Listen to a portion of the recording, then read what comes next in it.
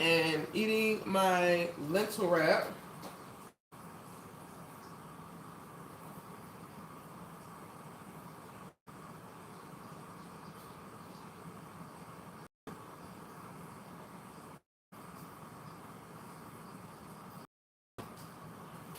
It's eating my little lentil wrap. Whew. Um, just finished 2 live streams, and this is my last one of the day. Shout out to shout out to lentil wrap. It's like spicy lentils and cabbage. It comes with like a tahini sauce, but I don't really eat that. Okay, we're good to go. It's time. Ay, ay, ay. Oh,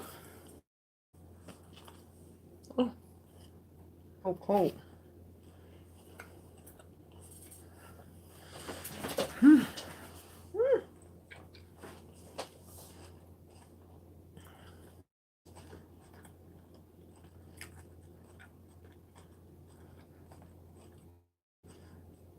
This is so cold on my teeth.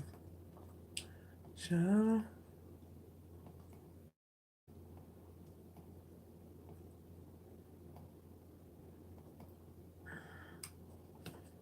Hey, Cindy. About to go live talking about power.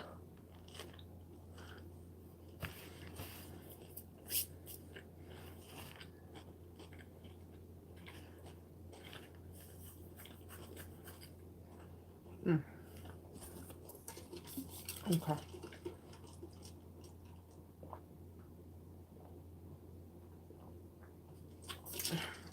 And I don't know if you figured out the Discord thing. If you're watching on like your iPad or something, and you call in on Discord on your phone, you just have to mute your iPad from the YouTube.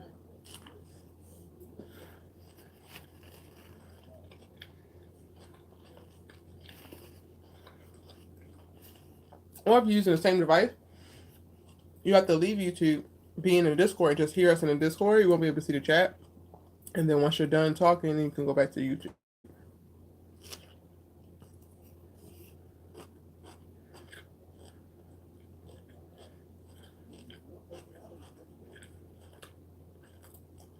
Oh, mail a little weird. Something about it's weird. Why is all of the mental stuff outside of the inside?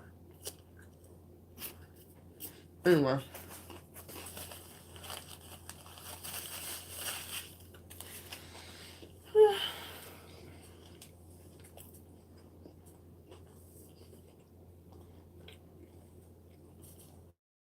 It's staying so tight because my braids are still under this.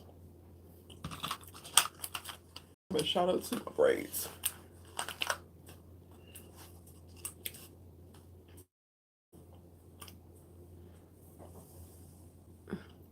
Child, they struggling.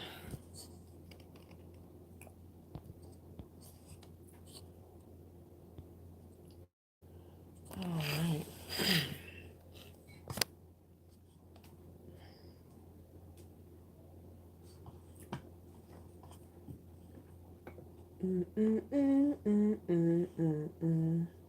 And we're back, y'all. Welcome, welcome, welcome in to the first in a very long time Power Book to Ghost live after show. Give people a chance to come on in here, but y'all know the drill. Drop your ratings on a scale of 1 to 10. How did you feel about the episode? Episode 6, season 4, supposedly the fourth and final season of Power Book 2 Ghost.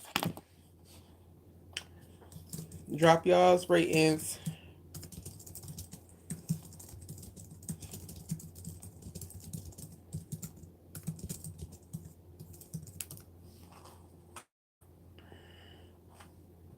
Mm-mm-mm-mm.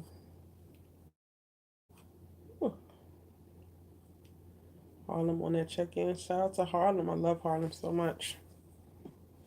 What's up, Kofi? What think about Diana getting beat up? So much to damn discuss. While I'm waiting for y'all to come on in here, um, thank you, Cindy. Thank you so much.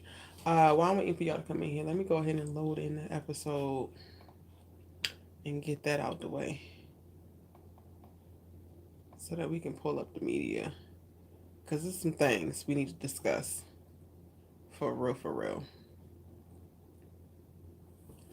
Mm, mm, mm, mm, mm.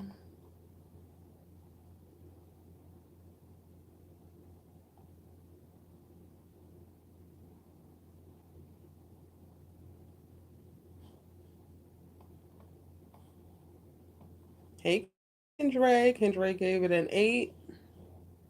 Welcome back in, boo.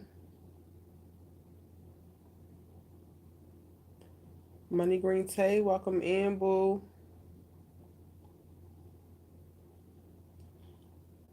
Sorry, I'm trying to switch this over and pull up the episode. Hey, Kofi, welcome back. Oh, I look wide awake. I think I'm wide awake.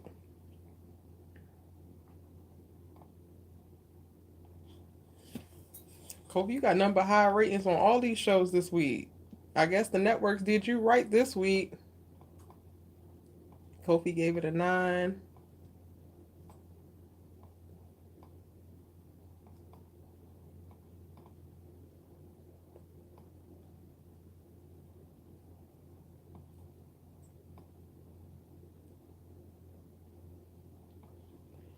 All right, let me get this episode in here. Where y'all want to start? It was so much going on. Cha. And we were doing damn good up until the very end with little Miss Susie Q, cokehead. Uh-huh. Uh-huh. We talking about you, Raggedy Ann. We were doing so good. The episode was messy as hell, but I felt like it flowed. And then the moment that she went ham on Diana, it just took everything. I didn't. For I sat for like a strong minute and a half, like in disbelief, in disgust. That scene was hard to get through, and it completely almost like took me out the rest of the episode.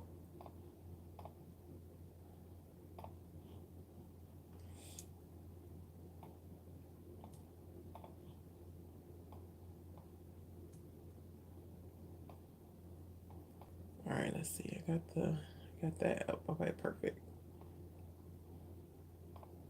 Perfect, perfect, perfect. Welcome in, everybody. Demarcus gave it a solid 9. Roya gave it a 9. It was action packed. Hey, Brillo. Hit that like button. Yes. Effie so just. Man, okay. So, y'all, I am.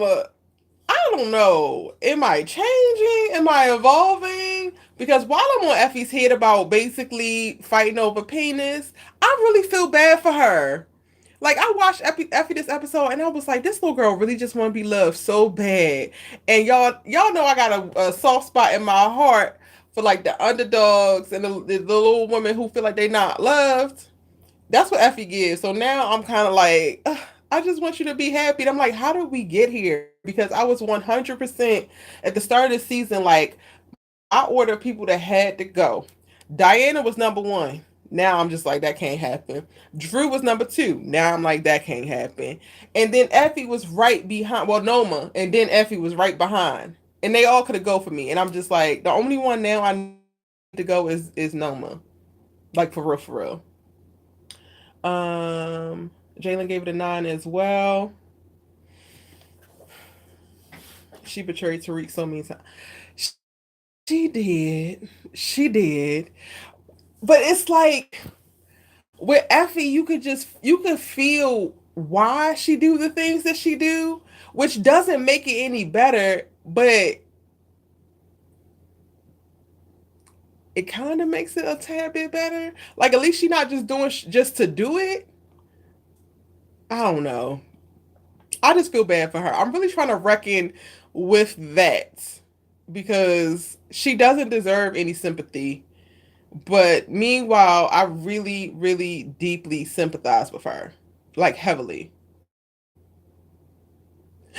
Effie is sucker. Y'all are just like, Erica. We ain't having it. Let me make sure I got my Yeti in here. Not Effie's a sucker. I mean, y'all not wrong. Y'all not wrong. I swear I love an underdog. I swear I like. I just be struggling with watching women feel unloved and not feeling the way about it. And that's all I saw from Effie this episode. Yes, she looks stupid as hell telling Diana to get an abortion and like, oh Diana, any she can have a baby. It's like, so then why didn't you have one? Mm. Oh, okay. But she did it out of like she's doing all of that because she deeply wants to create a home. She deeply wants to be loved, and I get it. If that makes sense. Let me open up the Discord because Kofi is already calling her six suckers. Where am I at? Where am I at? Where am I at? Where am I at? Y'all can keep dropping y'all's ratings before we really get into some things.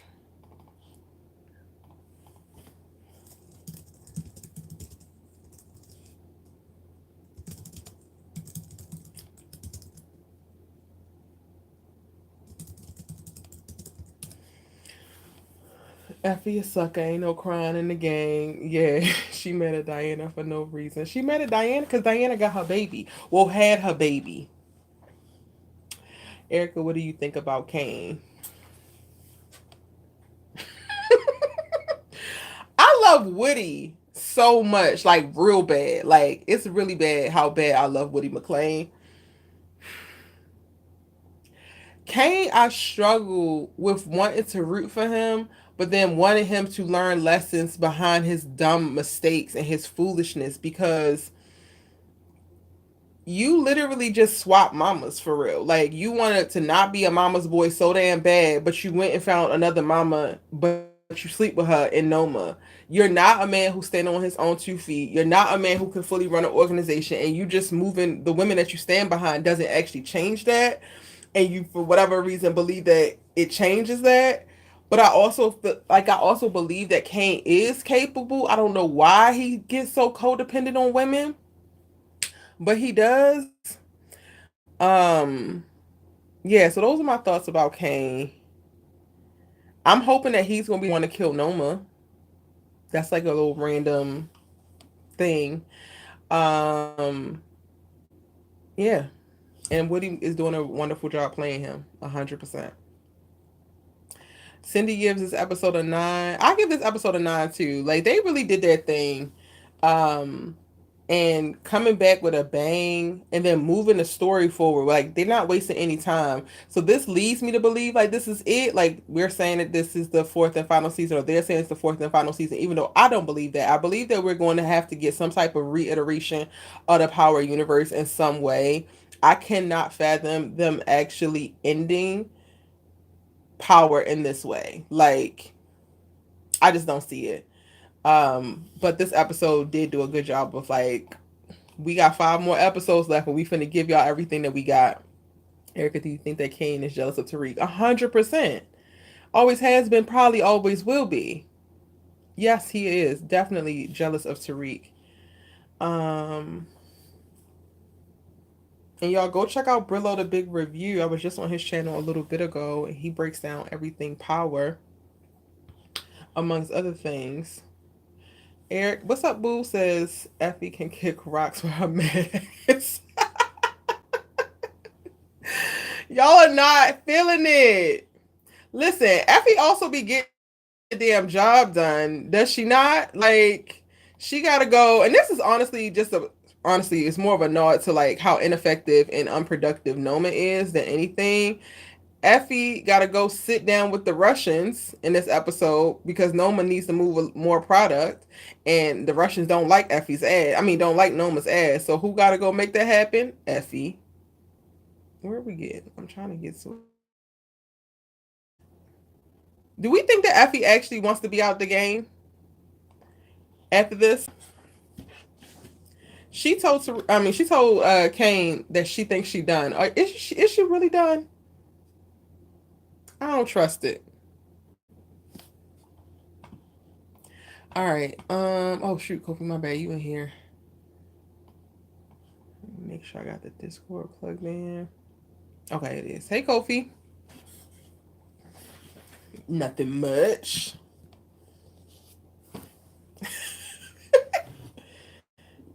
Yes, we talk about Effie.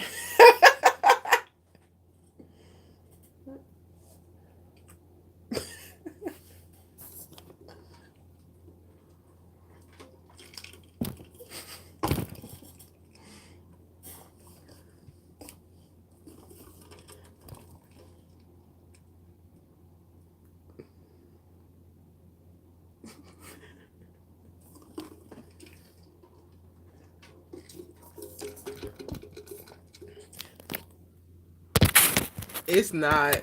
It's not, but I get it. I get it. She like I don't know if men understand this, but when women are interested in a man and he gets somebody else pregnant, sometimes there is a moment where they're like, that's my baby. Like, that should be me. I wish that was me. And that's all I was picking up with. Well, not necessarily, because I don't know if Effie wants to be a mom, but I feel like if it was going to happen and going to happen to Tariq, I think that she was holding out hope for them reconciling at some point. Especially if he could not kill Diana, then he should be able to forgive her. That's what I picked up with her from that little bookstore incident. And yes, she's 100% jealous, but again, I understand the psychology behind it. It is.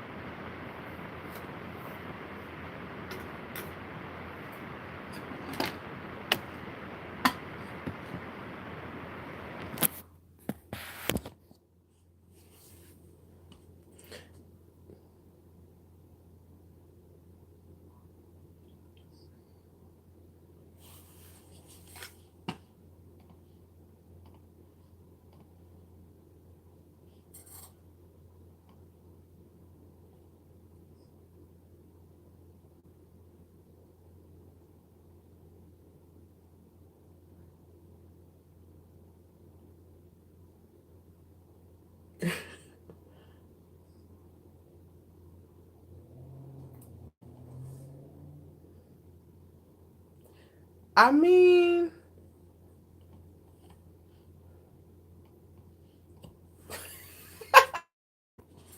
no, Kobe, you talking to me. I don't give a damn. If I'm coming for somebody, I'm coming for somebody. You are not being hard at all.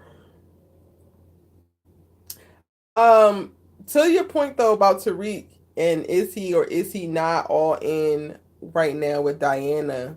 I think he's trying to do the right thing, which feels noble, but ultimately is not, and it sucks because I feel like I started to see the peaks of like Diana getting hope in reference to like Tariq being the man in her life, and like she went to him about going to take care of Zion so she don't have to worry about doing it and it's not a problem. They had a little okay, let's meet up for cookies, yada yada yada yada. I think that Tariq trying to be the man that he wants to be and hopes to be and shows up for his baby is was creating a moment for Diana to believe that there could have been more. And I don't think that Tariq is interested in Diana. I don't think that he really fully ever has been really interested in Diana in a real way.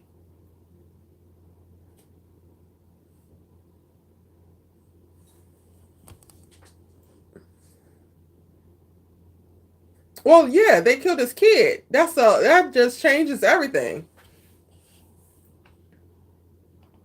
I do. You don't?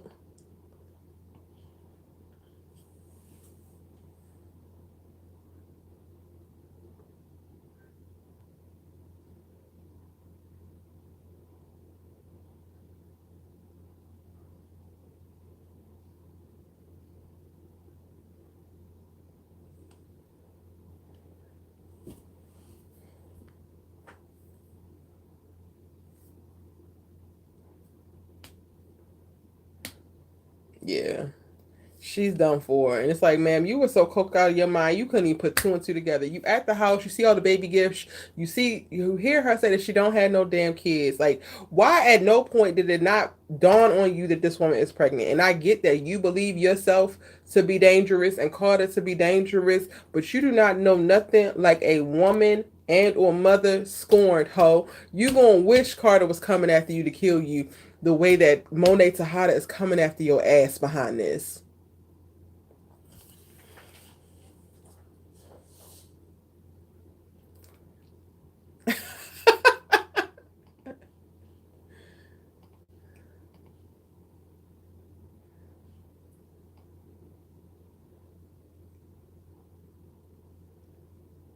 Wait, did you say that you believe the baby made it? Is it going to make it?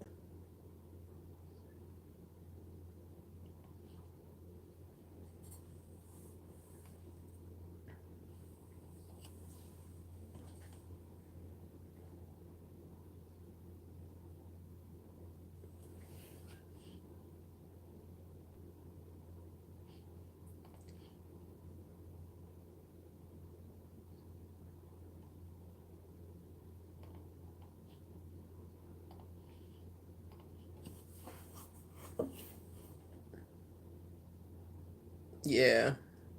He said he wanted to be the apex predator, and Tariq is really stepping into it. He gave a lot of like ghost esseness, and I have been saying for a while that he is not his father. However, it's so clear that he is on the way. Like he's definitely on his way to where Ghost found himself in his heyday. Erica, the baby did make it. If you see the teaser, I have not seen the teaser. I have to watch it.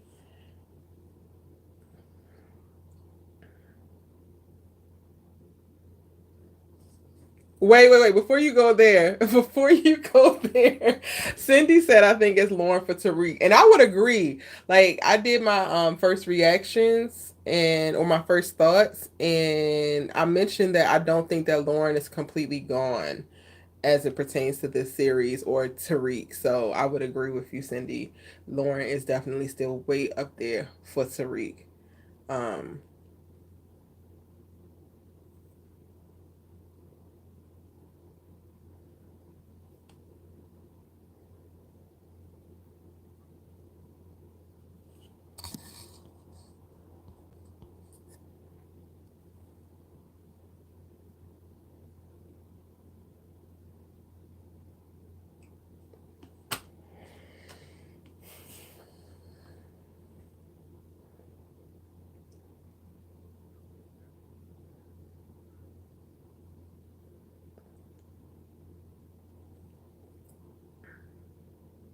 Y'all are so gullible, Kofi. My God. This whole they come from the same place so they must be together is whooping y'all's ass and has y'all in a chokehold from show to show to show. Diana has always been so damn green. She was never ready for a Tariq. She still has to experience so much more life, so much more with romance to even be able to hold her own with a toxic young man like Tariq. So to say like because they both have drug dealing parents, they should be together is like what?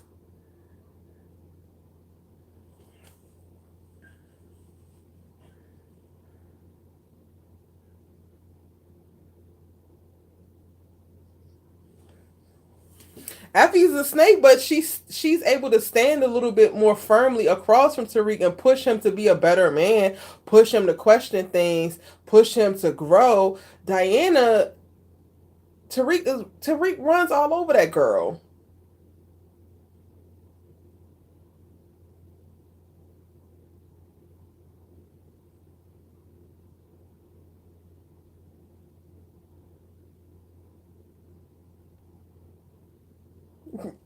Allie Nick said, "Girl, I never seen a connection between Tariq and Diana. It almost gave sibling vibes for real." Like she's a very cute girl, and men love to knock down a body, so there's that. But I don't think that there have ever been anything like child Diana. She was out of her league as it pertains to Tariq.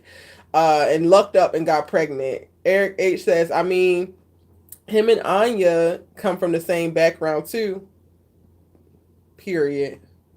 And though she doesn't have any type of criminal background, her penthouse living, that particular part of her background, I definitely think that that puts her in a place to be a little bit more equally yoked even than Diana for Tariq. And she, like, another thing about Diana as a woman, she lacks so much confidence. Like, she was so under Monae's thumb. She is so sheltered and just so to this family that she has no real experience in the world. She's very naive for a lot of things. And I would argue that even Anya is better for Tariq because while she hasn't experienced a criminal life, she's been exposed to enough things to cultivate a certain level of self-confidence that this boy and what he think or what he say is not going to move or shift you. Like Anya, she playing with Tariq, but she's not fully caught up. Diana immediately became so enamored with Tariq, so much so that he could basically tell her the sky was yellow, and she'd be like, "You right, it's so yellow," and I hate that.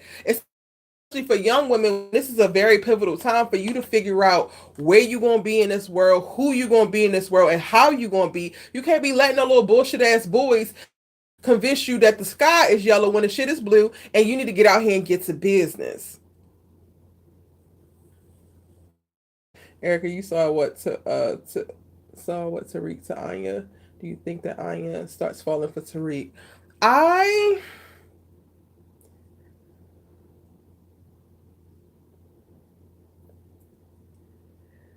I think that she's moving cautiously with Tariq. I think that she could fall, but I don't think that that's something that's on her mind right now. Anya ain't here for a long time. She here for a good time. Y'all see the way he was like, next time, kiss her hand, and she was like, I'll say it like it, please.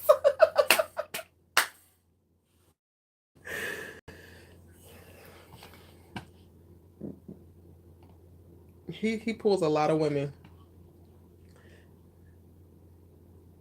He pulls a lot of fine women. Bless his little heart.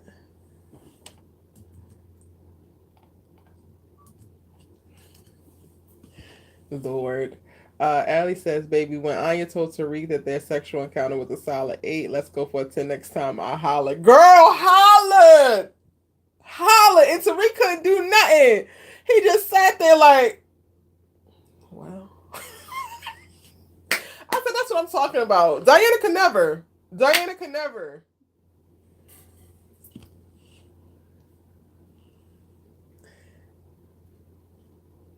Well, I mean, you got to give people opportunities and allow people to practice. That's how you become great. Mamba mentality, Kofi. Not too much. uh, Anya, hold on, Kofi. Eric says Anya gave Tariq an 8 in bed and told him to aim for a 10. Diana not built like that. Period. Period. Erica, Tariq pull a lot of fine girls on the show. Yes, he does. Okay, what were you about to say?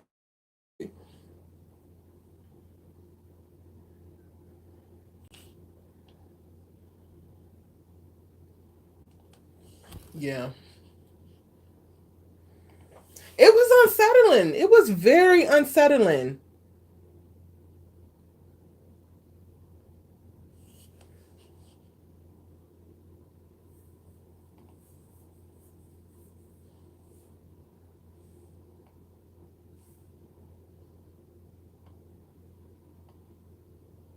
I felt it coming, but then the like actual visualization of it was like hard. It was like, damn, really, y'all?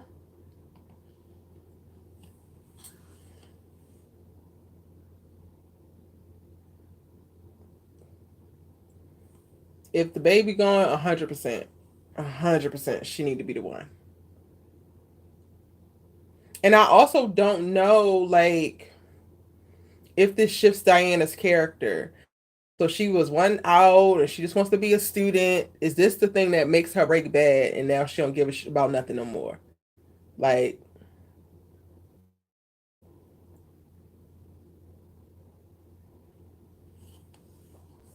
yeah.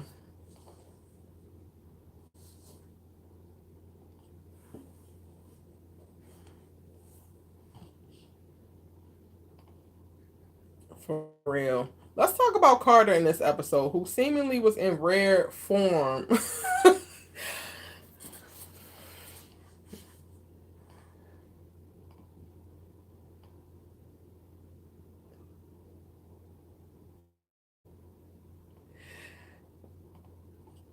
Kofi, you know how I feel about Michael Ealy. Like, I love that man. But surprisingly, this episode got me off of Don Carter's boat. Like, I ain't gonna be able to rock with him. Even the Michael Ealiness ain't gonna be able to save Don Carter. Because what do you mean? What do you mean you're gonna kill Kamal Tate? What do you mean you have this cokehead running under you and she beats Diana's baby out of her belly? What do you mean you throwing Drew in jail to go and finish the job? Carter, this is a goddamn circus and your ass is the ringleader. You were cool before. Now it's giving it's only a matter of time before the whole shit gets shut down. He was. He was.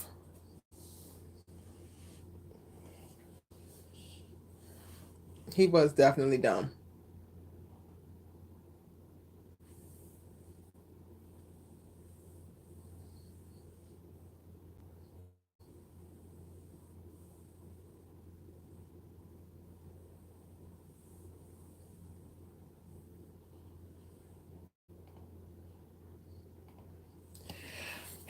Yeah. But also, like, the killing of Kamal was dumb, right? Cool. But the killing of Kamal proves that you don't even stick to your own rules. So now I can't even with you on some whole like you finna say the hood for real because you just as diabolical as everybody else. What was keeping you morally superior was that you cultivated a code and you made everybody abide by it. Now you just like them.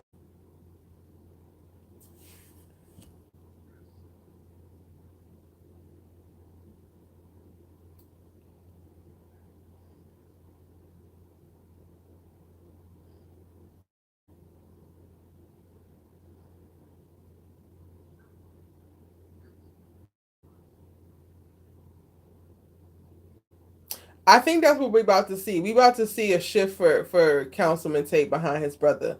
Because all jokes aside, I don't think that Rashad played about Kamal.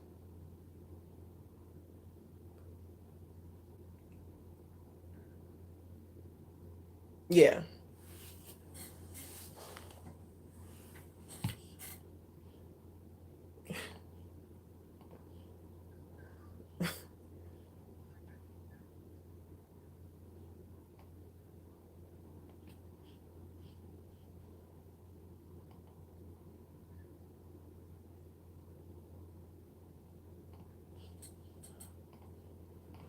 Because she learning everything is on a need to know damn basis. That's the one thing I was actually proud of. Like, okay, girl, you about to get this boy to go do this, so use the baby as much as you can because you wasn't gonna be able to take out Zion. That was definitely not gonna happen. Y'all both coming back dead from that.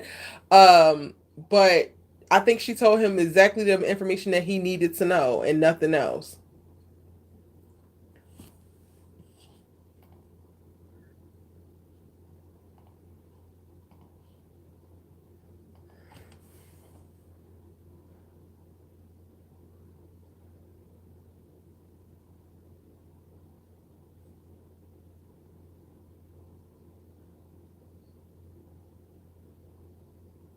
Yeah.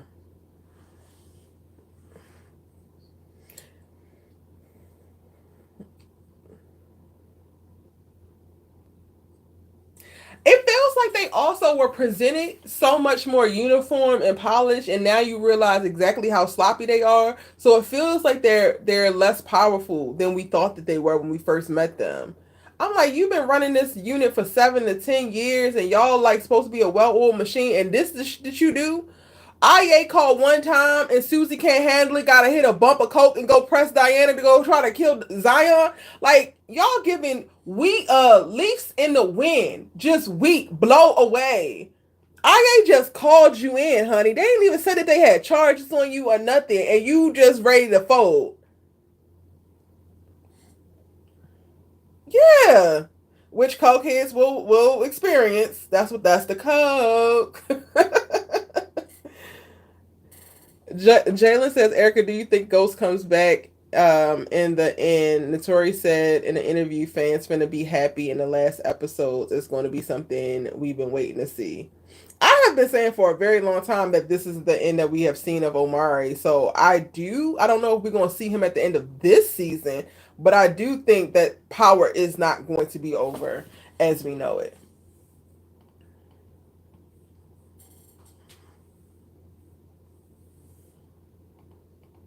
I haven't watched it yet, so don't tell me. I want to do a reactions to it. I bet. Hey, Rye, welcome in, boo. Yes.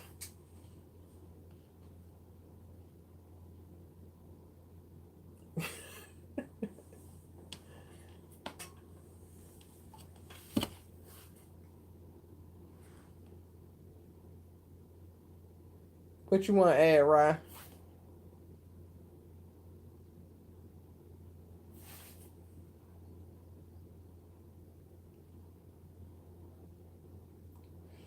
We were talking about Susie Cokehead and her beating on Diana. We talked about if Tariq was actually really into Diana. Kofi loves a just a perfectly put together, perfect little black love story. So he believes that Tariq's mind is gonna get right and he gonna get into Diana magically. And I'm like, it's just a baby. We talked about Effie and her jealous behind. We just touched on a little bit of everything.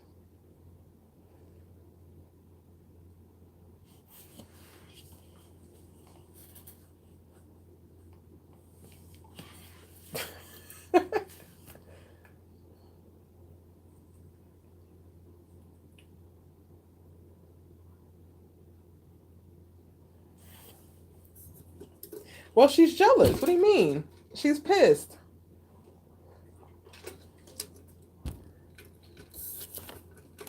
Well, Tariq ain't want her, so what else she supposed to do?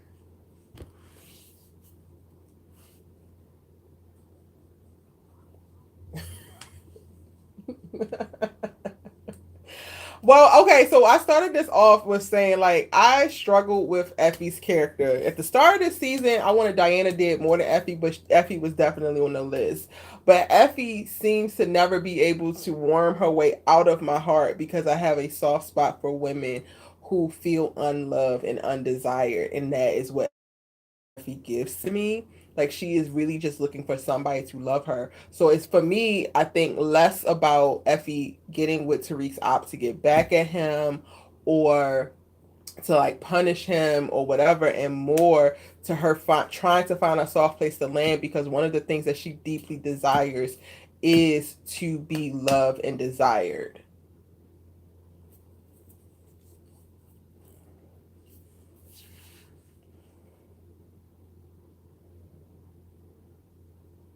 You sound far away, Ruh.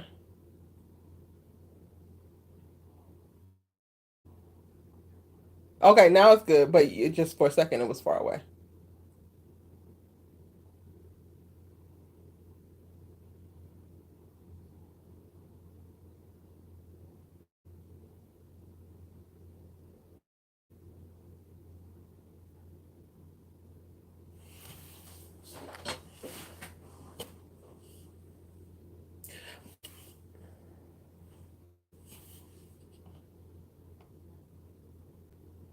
Right, but gotta be honest about who she is as a character. She might not have put herself in a position to be loved, but how would she know how if she comes from where she comes from? Like the same thing that created that need also created the space for her to not necessarily know how to operate to fulfill that need in a healthy way or to tell or communicate that need, which is what keeps her in this very like weird cycle of betrayal and like desire and then like Effie reminds me a lot of like a lot of black women who lead with like being useful and wanting to be needed because we tend to like conflate being useful with being okay. So if you need me and I do something for you, then you have to love me. And those two things can be very different. Like people can take advantage of you and people can find you useful, find you smart or whatever, and not love you in the ways that you actually need or receive love. So for me, in like looking at Effie as a whole character, it's so clear to me that she's in this toxic cycle of, yes, creating the space for to push people away and to not be able to receive love because you're betraying people and you're doing this. But she's doing it as a knee jerk reaction after she already did show up, did show her worth, did da da da da da, and didn't receive what she wanted. But then the person doesn't know that's what she wants because she has no idea how to communicate it. It sucks.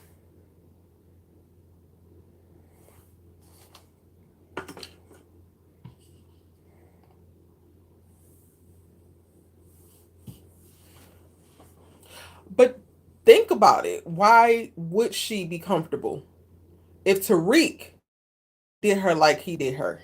What do she think that Kane is capable of doing?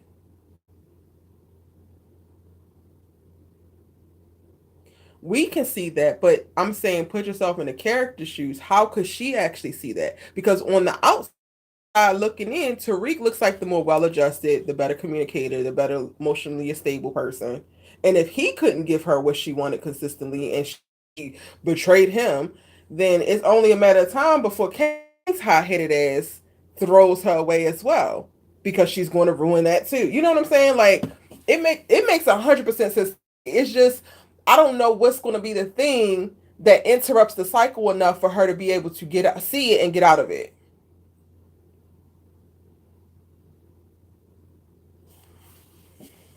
And it might be her getting out the game because I feel like her proximity to the game and to criminal life and what it's requiring of her, like the rules of it, directly conflict with what she needs from others because it puts her in a position to betray people. It puts her in a position to be selfish. It puts her in the position to make hard decisions like having to kill Lauren.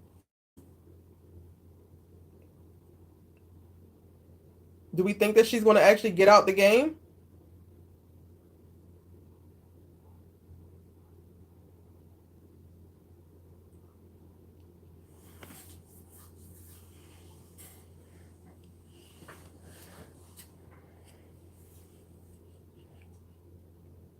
She never had a gun pulled on her without a gun of her own with the Russians. Like, think about it, Kofi. Who nobody really messes with the Russians unless you in Chicago and it's Tommy.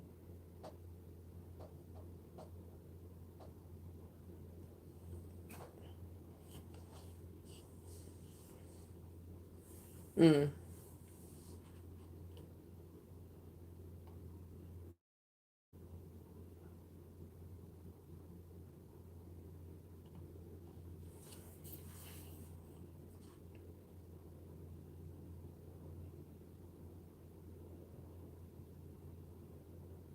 mm-hmm.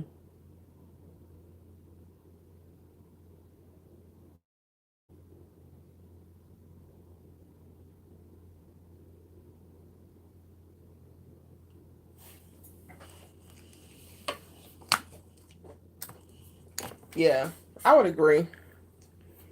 Real quick before we move on to the criminal stuff, do we think that Kane is really into Effie and would be a safe place for her?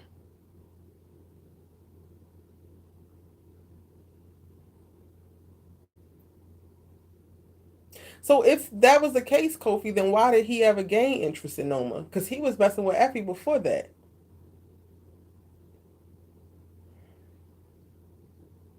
Right. He already getting a divorce and he been sliding in hoes.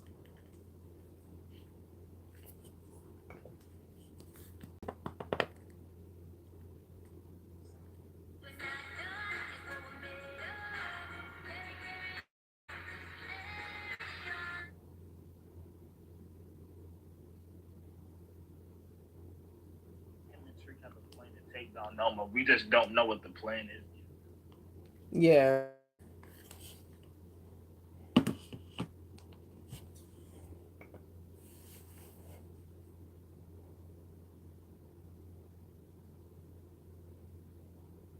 So if that's the case, then why didn't he even discuss? Well, you're not of the camp. You don't believe, Rod, that he actually is into Effie. Is that you say earlier?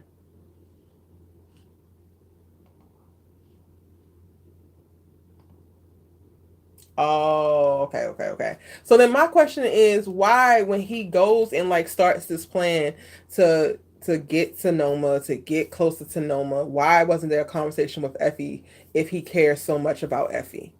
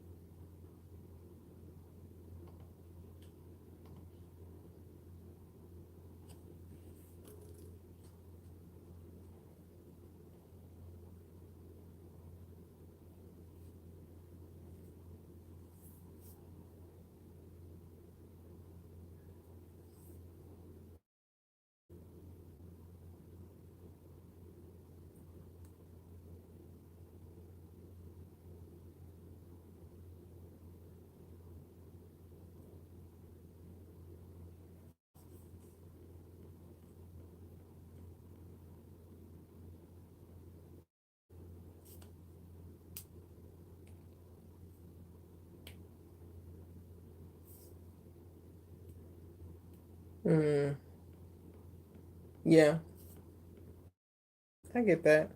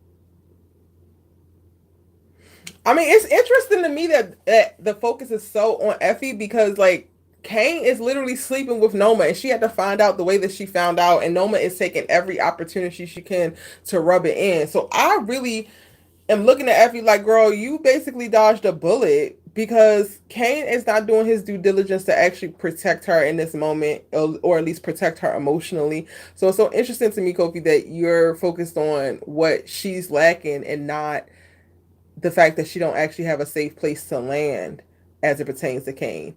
But real quick, Eric asks, what did Effie want from Tariq that he didn't give her?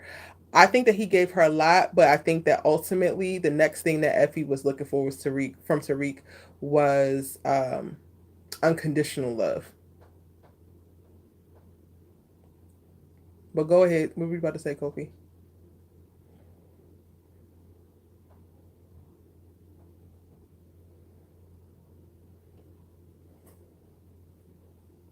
If I'm fucking you, and then I walk in and get hints that you fucking the boss, and now the boss is shady to me, oh, don't even worry about it, nigga. We don't even worry about it.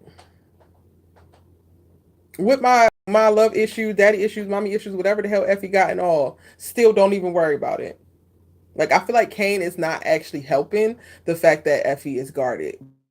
He's giving her so many reasons to be guarded.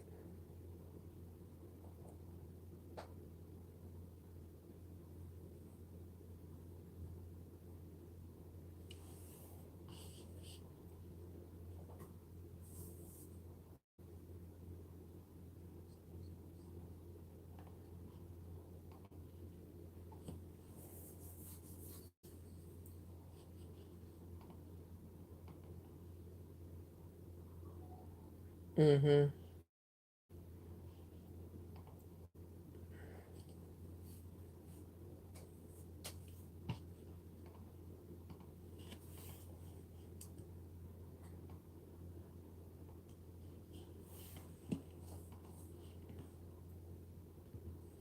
Mm-hmm.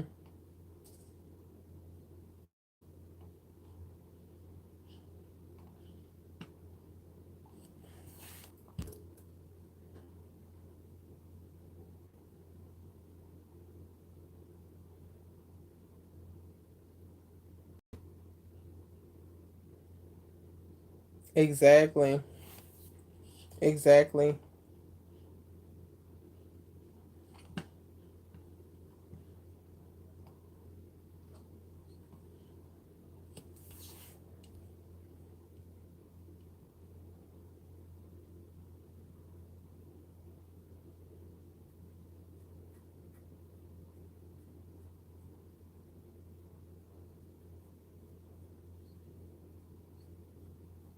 Yeah.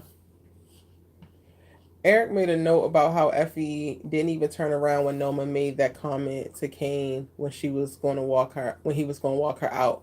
And for me, it's those little things that just give the confirmation of where Effie is mentally because she expects this. She's on her own. There's so many times, and they do it brilliantly with the Effie character, where they give her a glimpse of like togetherness and hope and like building, and her relationship with Tariq was very much so giving her that, and she was loving every minute of it, but she's used to the space that she's in now, so she ain't turned back and look because Noma didn't even need to say it. She knew that he wasn't coming. Even if he wanted to come, he's not. Nobody's gonna be there. She expects nobody to be there, which is the parts that like start to reel me in with her character, because while she is diabolical and sinister in so many ways, ultimately she is just so heavily driven by her trauma and her desire to be loved.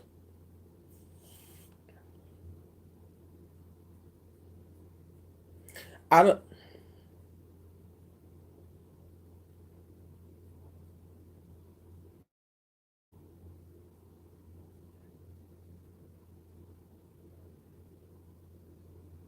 Mm-hmm.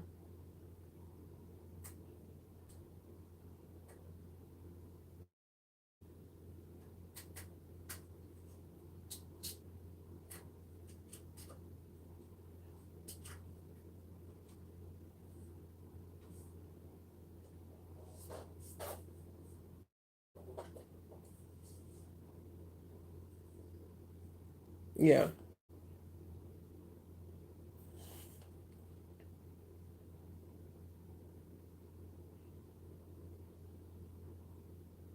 Yep. Yeah.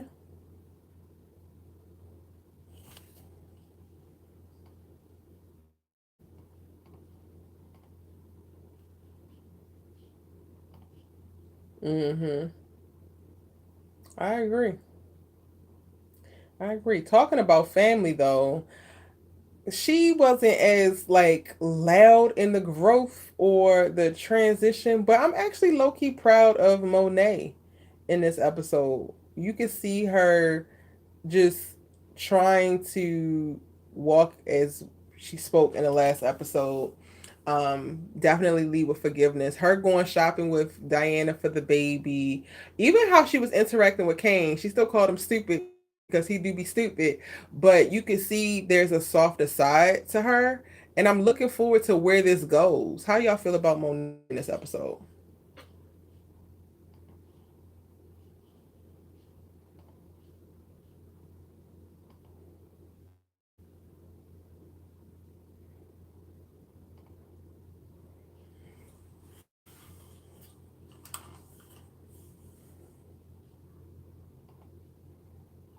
Mm-hmm.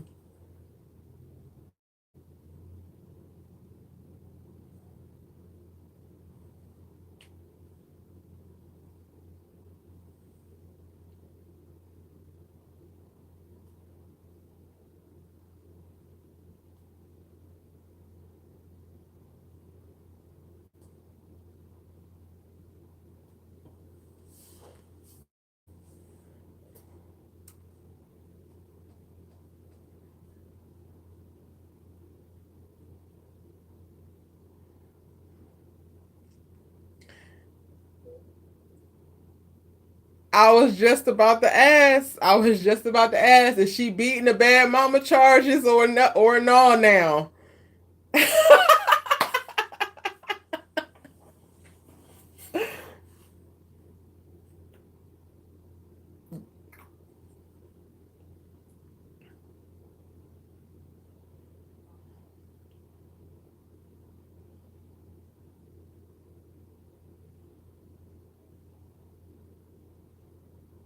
Wait, Rock was a good mom though. Y'all been saying that Rock is not a good mom?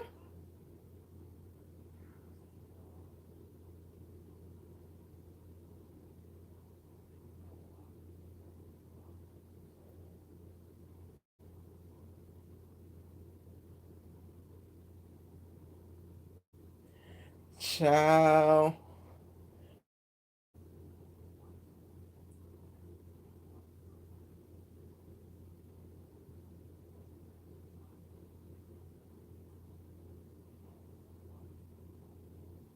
I didn't know that people were saying that Rock wasn't a good mom. I had no idea that was a thing. I knew about the Monae thing. I did not know there was a thing with Rock. Like Rock, child, Rock to me is synonymous with Ghost. So if we think that Rock is not a good mom, then Ghost wasn't a good dad. Okay.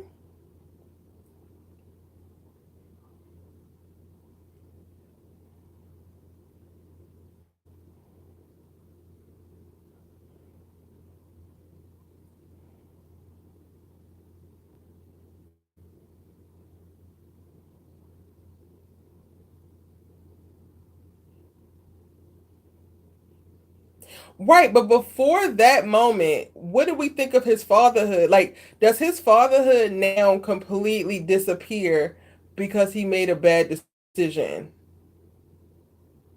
That to me feels very wild.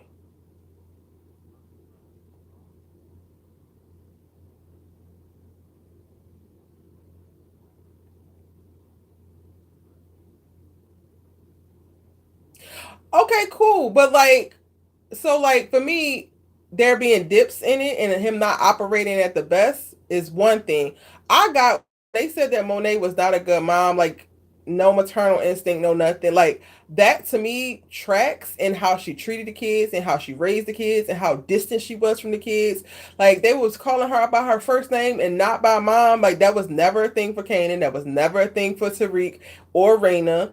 Um, so for me, of like your parents making decisions and it taking them away from you or putting them in a place of not showing up for you how they should. Okay, cool. There's seasons and times for you for them to not be operating well. But to me, Monet as a character was more consistent and not actually fully displaying motherhood than any other character in reference to parenting, other than maybe Kate Egan.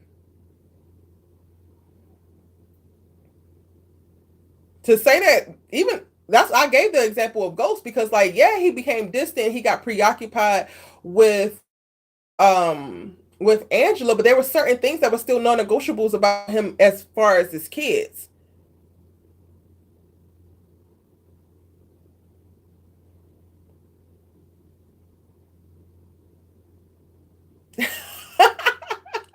Oh, but going back to Monet, you saying that she's still not beating the bad mama charges. Hey Candy, welcome in, boo.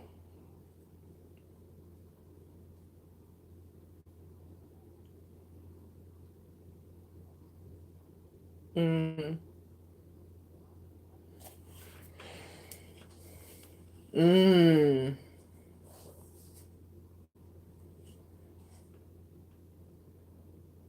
that's real. Well, I don't tack that on as a bad mothering choice because he killed her son. So I mean that just is what it is. Some things come out in the wash.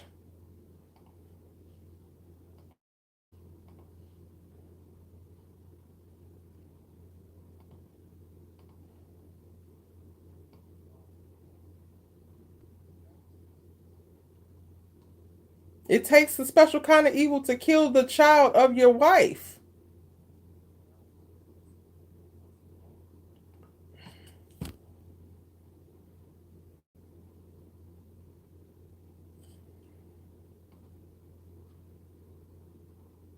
Lorenzo should have never had his ass there. If Lorenzo was actually a gangster, how he says, and was just so top dog, how he said, he would have been able to do more than just say, Mecca, pew, pew, pew from a distance, not being able to verify a goddamn thing. Like, what? I am never letting Lorenzo live that down. So y'all will just never be able to tack that onto Monet's bill. Yes, she killed them kids' father, but he killed her son. Eye for an eye, ho. Eye for an eye. Kofi, you push a kid out of your urethra, and then you tell me after I put two in their eye that it's fine, Erica, don't worry about it. And then I will believe that you really don't have a problem with tit for tat.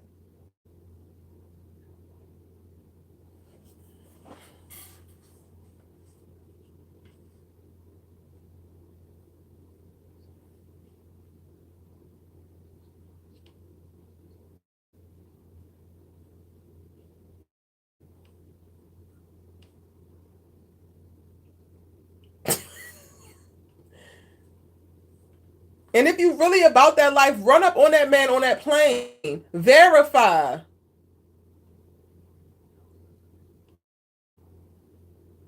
Hello. He took the whole way out. He took the whole way out. So I am not moved by him. Not moved at all.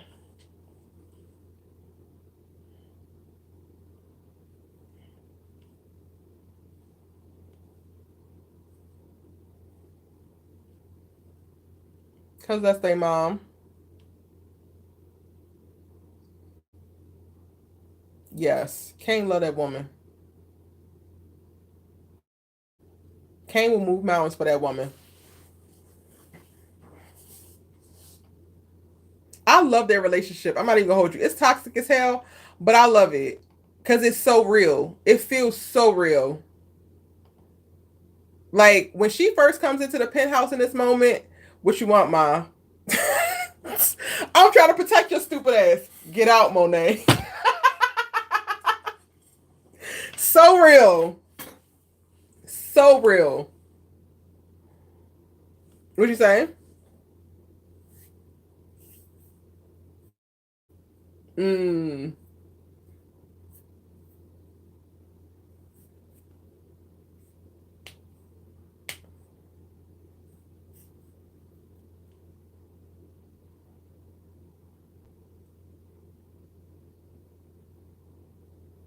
Well, I think that they ain't had no choice because he was the one standing beside her. Well, one, he wasn't in on them trying to kill her. And then last season, he was with her a little bit more because he was standing beside her because he knew that she killed Lorenzo.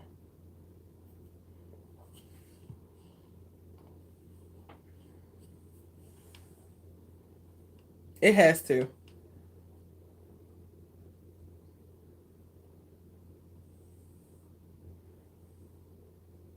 What I really struggle with, y'all, is like not necessarily why is Kane so attached to Monae, but why is he so attached, gets so attached to women? Because I really am struggling with how he just seems to think it's completely different and it's completely cool for him to now try to be the new Obi, but it's very much so giving way more because it didn't seem like Noma ever let Obi smash. It feels like you just replaced one mama with another.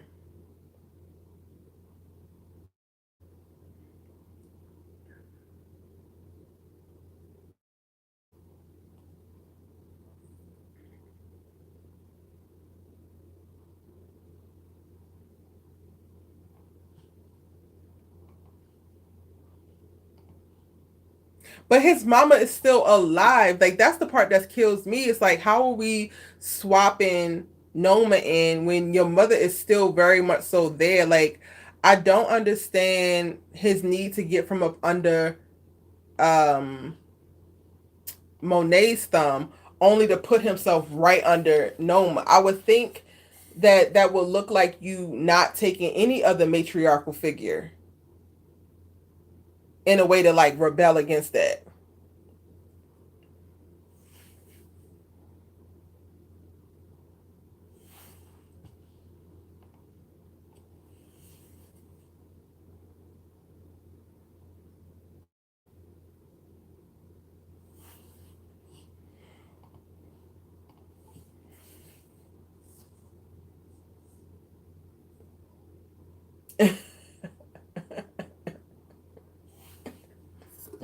They gonna try.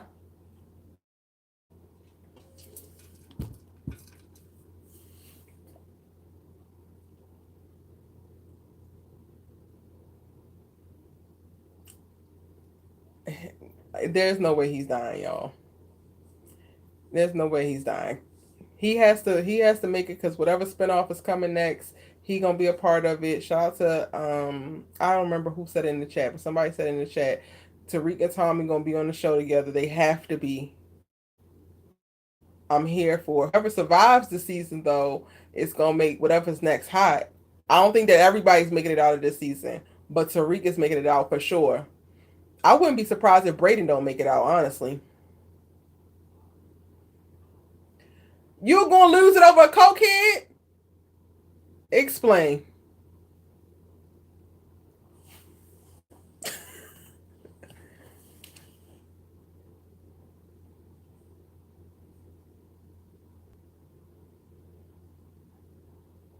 No, we don't.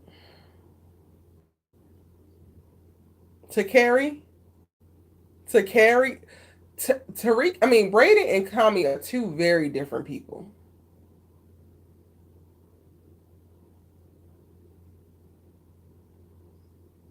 Barely, barely. He's too heavy on the I'm on coke as well, and not heavy enough on I will kill everybody in this hoe. He's too heavy on oh my family. At some point, I want to get back together with my little family, and not heavy enough on do not get high on your own supply. Let's get this work. Brayden lost me this episode. I'm not even gonna hold you because what are you talking about? You doing bumps in the crowd and then going on here and messing up the show. This is a big ass front anyway. So you about to blow up the spot for the front?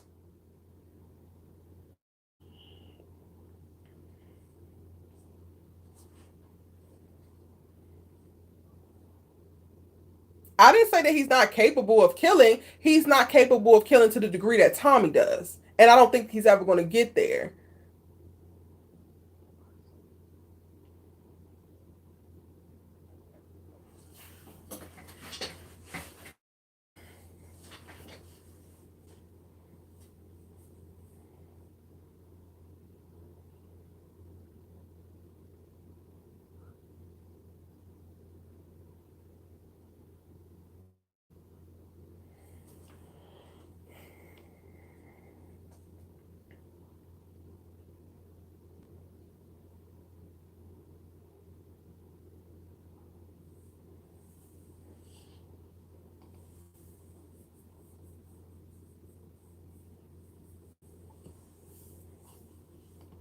Which tells me he's not going to get there. They've had every opportunity to get him there. He's not going to get there. Every chance, every time that Tariq turns around and tells him, "Yo, we got to go kill somebody," he kicking up some kind of dust. He's being dragged into it reluctantly. Sir,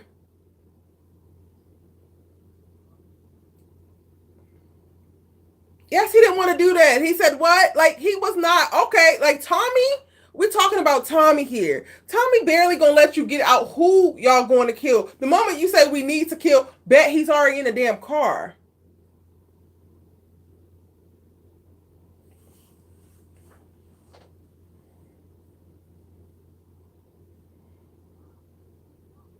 Yes, but only because he needed another body. And honestly, Tariq didn't get the upper hand specifically because you standing outside the peephole looking to the left, like, all right, yeah, when he opened the door. Braden is a liability, and he showed that to me. All that I needed to see in this episode. I had big hopes, big dreams for Braden, but I'm done with that now. Once you on that coke, you got it.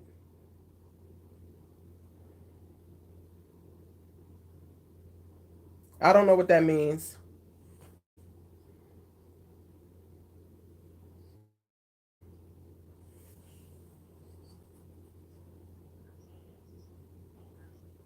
I haven't cared about that girl since she was introduced. So if she's killed, I don't care.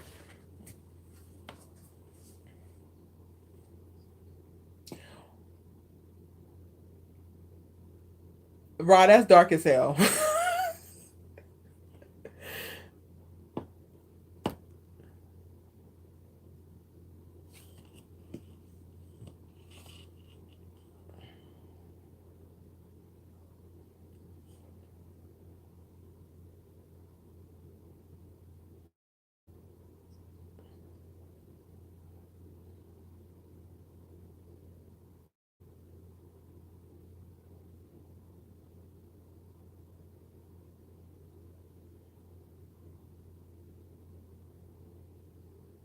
Well, I feel like they did that specifically because that's something that we tend to get um in higher rates, and it's not fully talked about. Like I feel like Supercell was the most recent thing that I could think of in the last 10 years that really even touched upon it. Like aside from that, I think Left Eye had, oh no, T-Boss had sickle cell.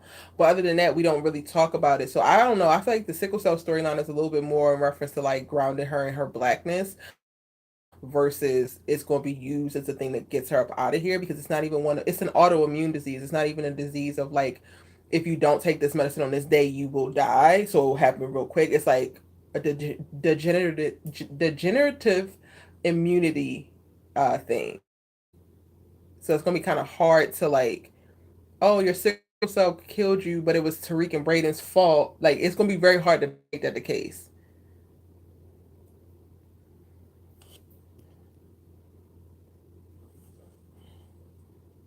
Aside from the coke, that's a big set aside. We just watched a cokehead stomp the baby out of Diana. Aside from the coke, I can't set the coke aside. I'm sorry. I'm done with all the cokeheads in power right now.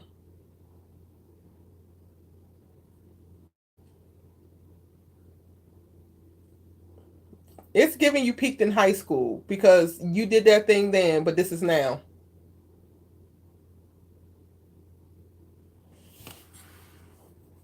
He already is a liability. Tariq gets mollywopped that way because the way they entered in. Why in the hell didn't we use Lil Felicia's plan anyway as the whole delivery thing? You got the tip about old girl. Why couldn't you follow through in reference to what the lady planned and make it like it's a damn delivery? I mean, not that Diana had to go, but they could have gotten anybody. They could have got Brasandria to go and deliver to get the damn door open and show her damn titties. And now they're in without Braden's cokehead ass standing outside like,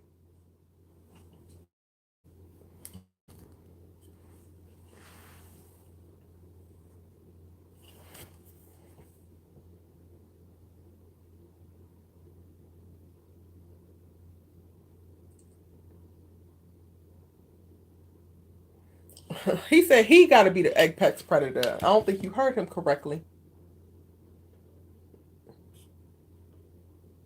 That is exactly what an apex predator is. Alone at the top.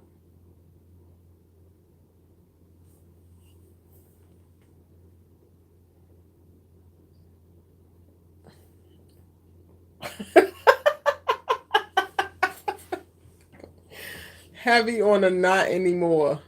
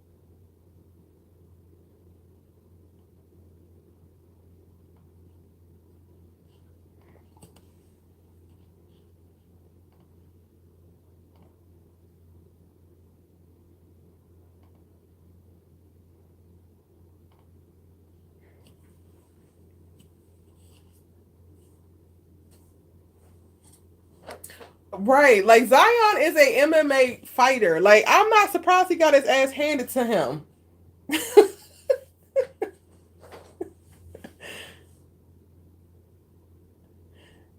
They was tearing everything up in that damn house.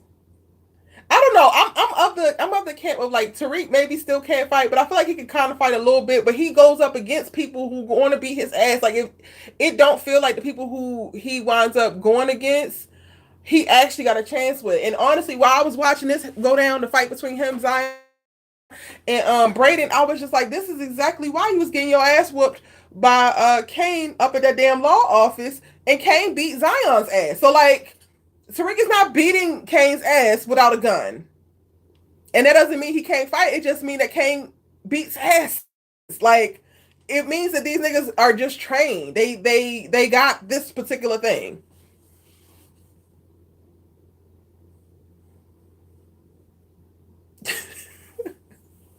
He looked like he weighs a buck 60. Like you can have some moves, but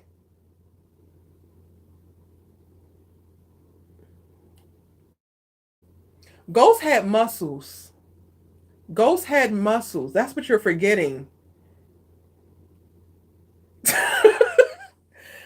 wore them suits, so it was hidden a lot of the times. But that man is cut up. Tariq is scrawny, honey. He's in that little twin ass bed with Anya. Not nothing busting. I'm sorry, nothing's popping out.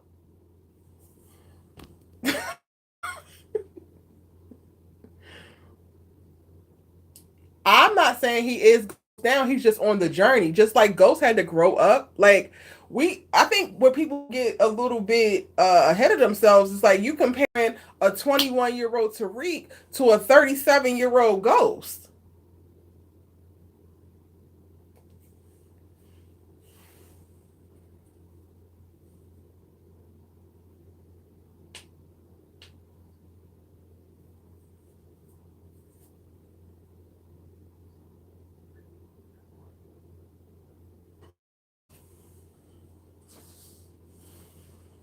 Ghost is still alive.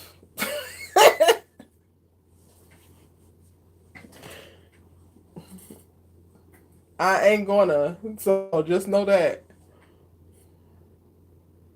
Okay. Okay. Okay. Mm-hmm. And Kofi, you think that Diana's baby made it after it got A-Town stomped 4 times? Oh, all right. All right. Okay, and that's y'all's prerogative. Y'all think that Diana's baby made it, and I believe that Ghost made it. See? Simple.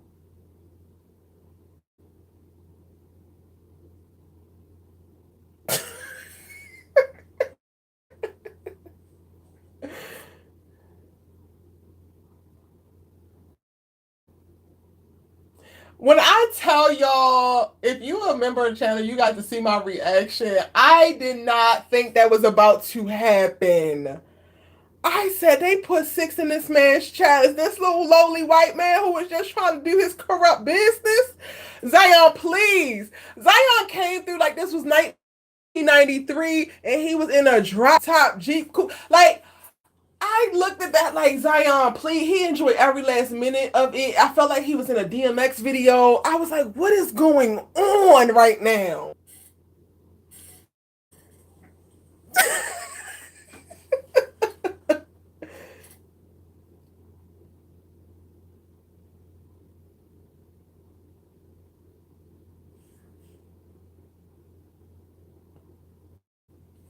For sure.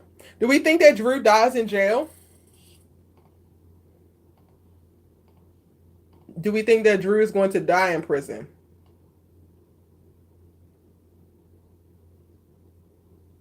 Well, one, do we agree that all the Tejada's not making it out of this season?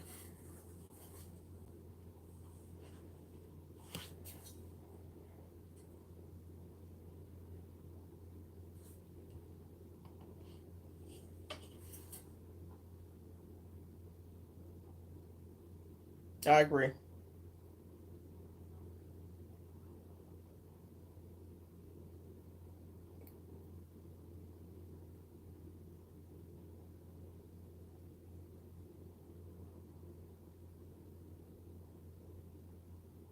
Yeah.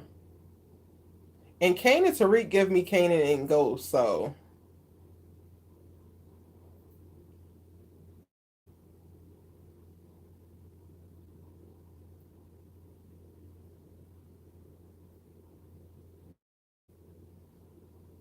I don't think that they would. I don't think that they would. It does. It does have to be. Is Drew dying in jail, y'all? Is Drew catching one before he gets out of here? Cause he got cocky.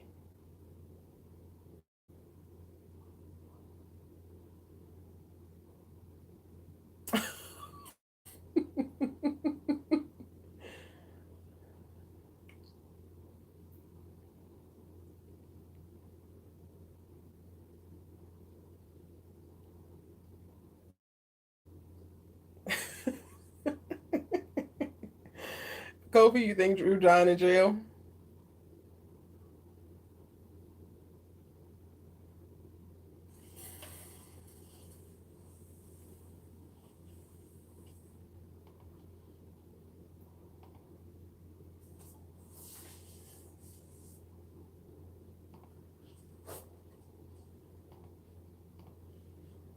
Okay, so how's he getting out?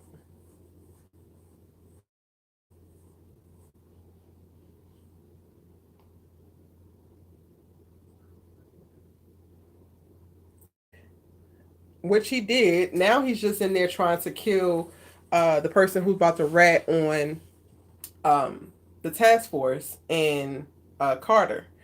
And I say that because while we think that Kamal was very stupid in confronting Carter in the way that he did, do we really believe that Kamal confronted Carter and there is no trace of nothing that he knew? There's nobody, there's no contingency plan, there's no nothing, and it ended there? Because I don't believe that.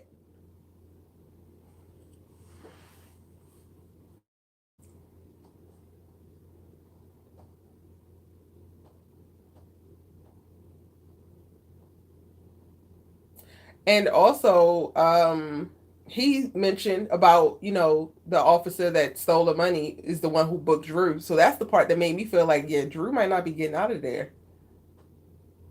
If the house of cards is about to fall on Carter, he gonna have to get rid of Felicia because she crossed the line. Like somebody gonna take her out, and then he gonna find out about it. Like, and he's gonna have to let that one go. Basically, not that he got to take her out, but he cannot retaliate for what comes to Felicia because she brought that shit on herself. And a side note, she was watching that stupid ass video of Tariq killing Zion in the damn precinct. I was just like, do y'all not have cameras in here? But whatever. She's stupid. Coke is a crazy, hell of a drug. Um, so that he gotta go.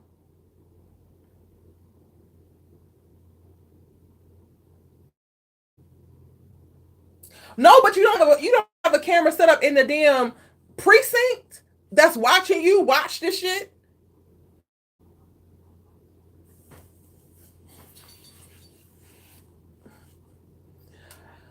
Public play. I'm like, we live in a surveillance state. There's cameras on every goddamn light pole, and people just dropping bodies left and right.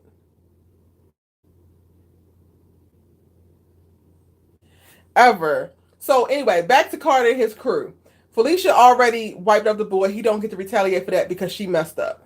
Oh boy, that put Drew in there. Something feels like it's coming back for him specifically, which is going to prevent, which is going to slow uh him from getting Drew out. Even with Drew taking care of the person who's snitching on Carter. But even that, the person who's snitching on Carter been running his mouth up in the damn jail. Like, it's only a matter of time for Carter's whole crew, including Carter, to catch hell. IA was already looking into Felicia. So once her body pop up, now they putting everybody under the damn microscope. I don't feel like Drew's getting out of jail. Unless it's in a teaser that we've seen it. I don't see it. And I haven't watched the teaser yet.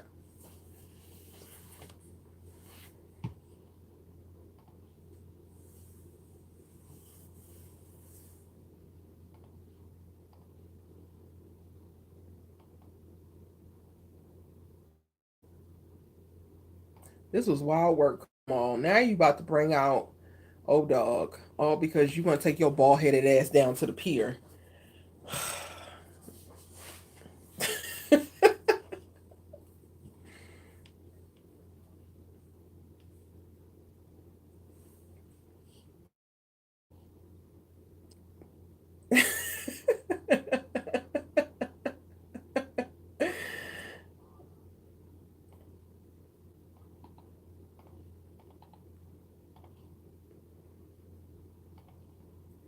um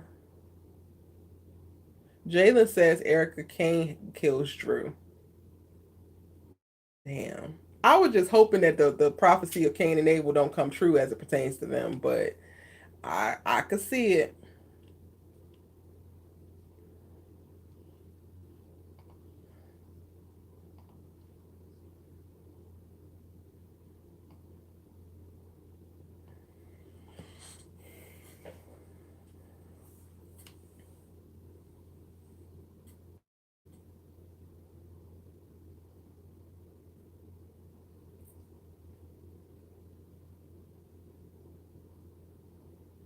I mean, I don't know if we got enough time with the 4 episodes, but with well, no, he was trying to parlay to protect Monae, because the only thing that's keeping Drew alive and keeping Kane off of Drew's ass is Monae saying you cannot kill that boy. And then he's trying to like make it work with his mom. So I mean, unless Drew takes a hard left and then still comes back for Monae or has smoke or whatever, maybe he doesn't. Maybe he doesn't kill Drew. I just think that Kane is capable of killing Drew. I would say that.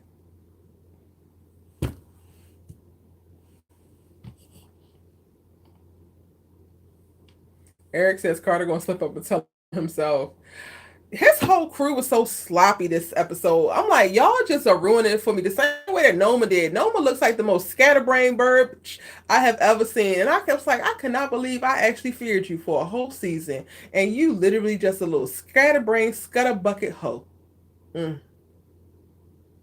That's what I feel for Carter. Not that he is scatterbrained, scutterbucket hoe, but I feel like they really did a great job of tearing down the full facade and it happened incrementally throughout the episode. They just seemed to get more and more sloppy. And while Carter was making moves and doing certain things, it still all feels like things that's going to come back to bite his ass. It's like you're not getting away with all of this scot free, nigga. It's just not happening.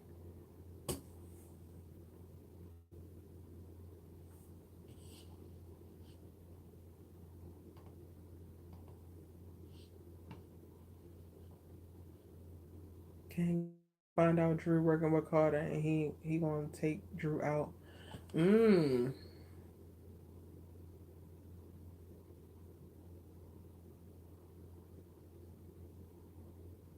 Right. Because it's not like Drew wants to work with Carter. He's kind of like parlaying the same way that he's parlaying right now with Noma. So if Kane does that, he'll be a little bit short sighted in the moment because Drew, I'm hoping, has a damn plan.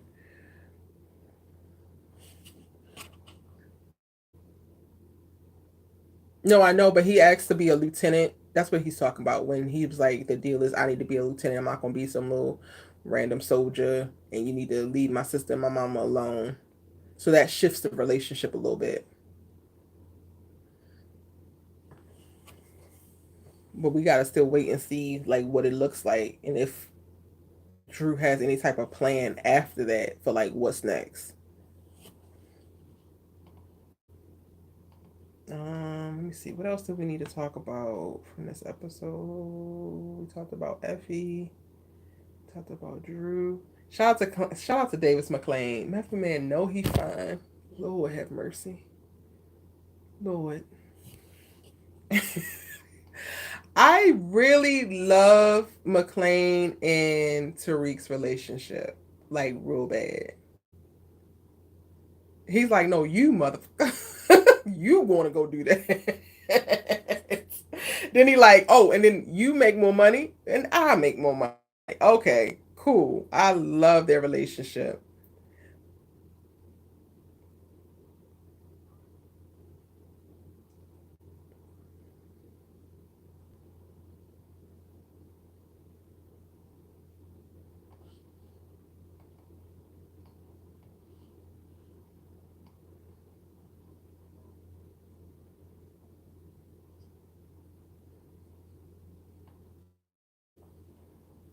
Yeah. Jalen, you gotta mute the YouTube while you're in the Discord, babe. It's a little bit of a delay.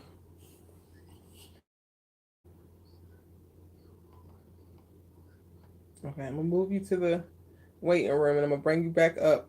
This time you gotta mute the YouTube, okay? Jalen.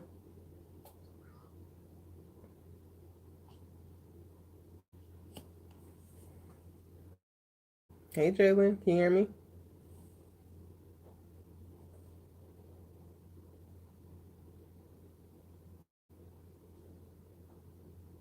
I guess Discord be giving people the blues until you get the hang of it.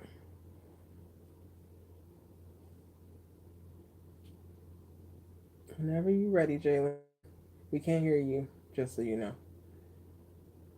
You gotta mute the YouTube and not wherever you called in with the Discord. Um We already talked about Tariq and Anya. Royal. Royal Jalen.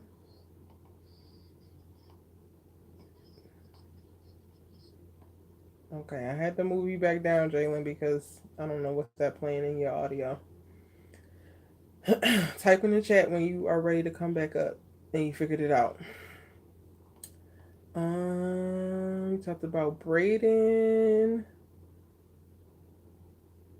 We talked about Carter's crew. Kamal. We talked about Effie. A lot about Effie.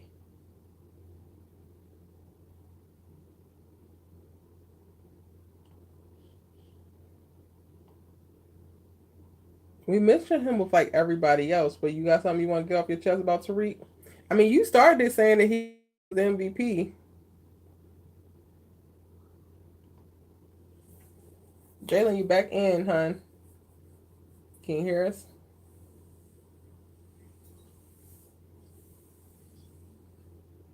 Yes, but you gotta mute the YouTube, babe. We can hear you.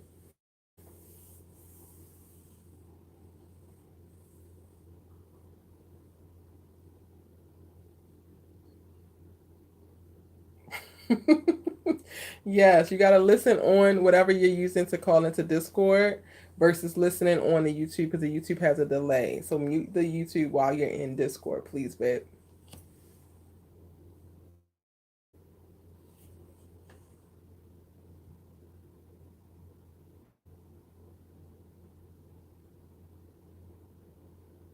You still there, Jalen? All right, perfect. What you want to add to the combo?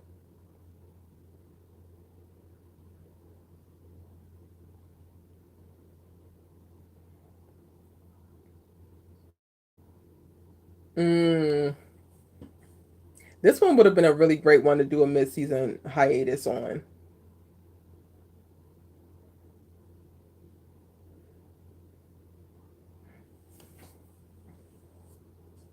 Mm,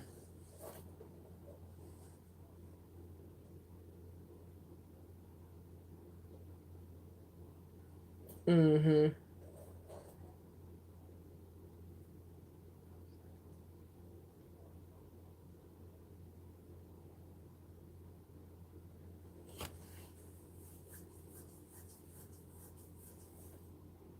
Yeah, I agree. I agree.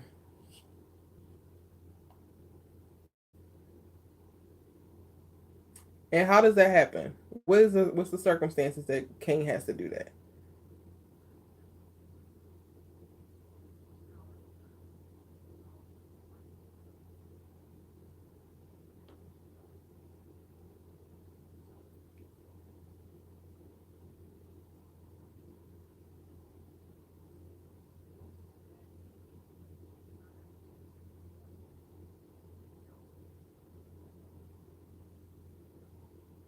Mm. If that's the case, I think that Drew's gonna have to commit, and like he's gonna have to have an opportunity to basically flake on Carter or turn Carter in or turn on Carter, and he don't, and then Kane gonna have to feel like he don't have no choice.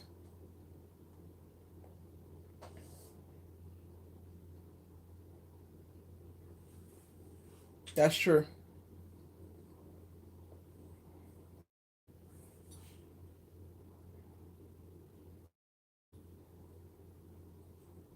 Accidentally. That's what you're saying. Gotcha.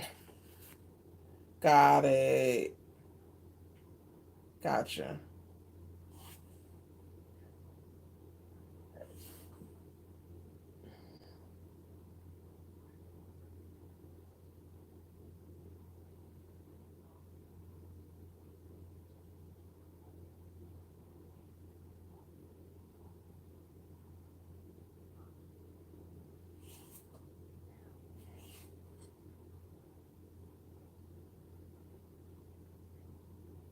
Mm.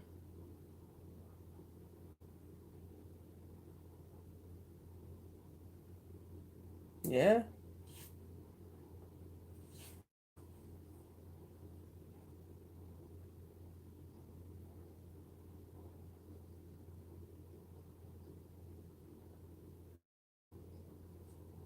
Or she went to the school of 50 Cent and marketing and they playing with y'all. When the way I went to Power University, and I'm not playing these games with them no more. The same way they talking about this is the fourth and final season. Okay. Okay.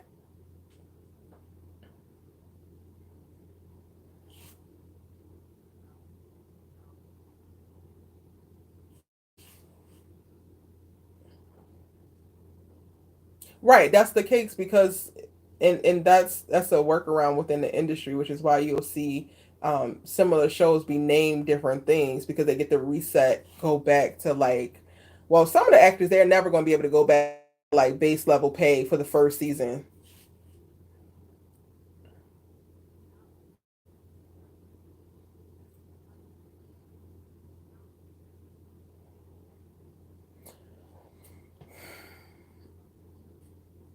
Well, I think part of the problem is that they are on a streamer, so they're not supplemented by ad dollars, and they have a huge cast. And the ins and outs that people don't know um, about television. So, like Michael Ray Jr. has been on this series in some iteration for what 9 years, 10 years. But he wasn't like speaking in the first season, right? Like he didn't get speaking parts until I think like season 2 or 3. So so right. So you get in the industry like you start off like as let's say the lowest like not background but like the lowest level it might be like 4 grand a week. um and then you as you move up on the call sheet in importance and as you stay on that show you get bumps every single year. I wouldn't be surprised if Michael Rainey Jr. himself is bringing in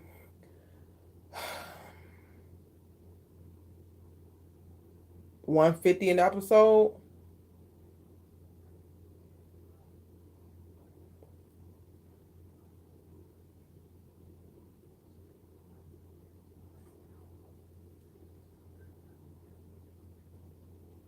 And see, I don't think that they have too many characters. I think that it just sucks that they are on a streaming format, and if they were supplemented by commercials, this show could go on for 20 seasons. And this becomes the issue for like premium formats. I know that like we're in an age that like Netflix has introduced binging and everybody wants to binge everything and people want no commercials. But the best thing that we can get as audiences for any of the shows that we like is for them to go back to standard format for television because things are going up in reference to producing it and that the commercials actually pay for it so that we don't have to. And it's whether we're going to pay for it and having to buy 17 different streamers to watch everything, or we have to pay for it by getting 6 episode seasons versus 14 or 18 because they can't afford to actually house and move and build and do all of the things to make these shows happen. Mm-hmm.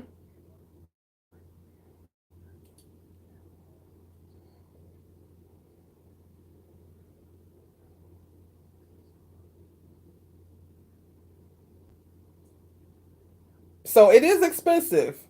Ghost is definitely expensive, and they have a cap of what they can make because they're only making money right now off of subscribers. Now the area that I'm like a little bit frustrated when they announced that season 4 was going to be the final season, I was kind of pissed because I feel like they have had missed opportunities in product placement. Like you, if you watch All American for the last 5 seasons at least, they have been supplemented by Microsoft Surface. So you'll see Olivia Baker or you'll see Jordan looking up plays or on a Microsoft Surface tablet. And I feel like PowerBook 2 Ghost has had so many opportunities to see product and be able to increase their budget by doing product placement and then also by doing merchandising. Why in the hell isn't there any Power merch? That makes absolutely no sense to me. Those are the ways that you go and you make additional money, but y'all are just relying on people subscribing to stars when we're in the age where people got to subscribe to everything. So once Power in, people cancel and then they come back when Power about to come back.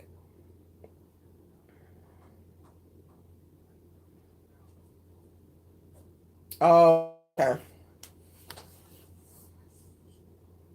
Oh, wow.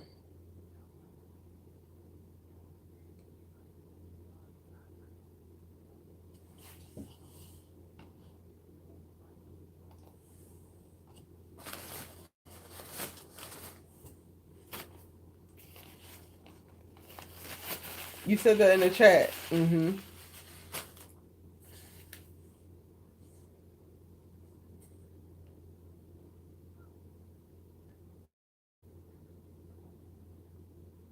Mm-hmm.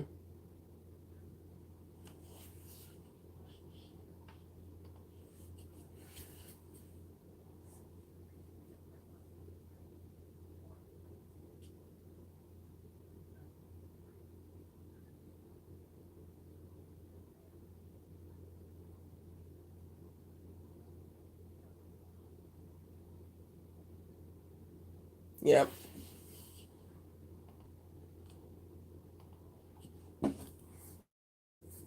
Yeah.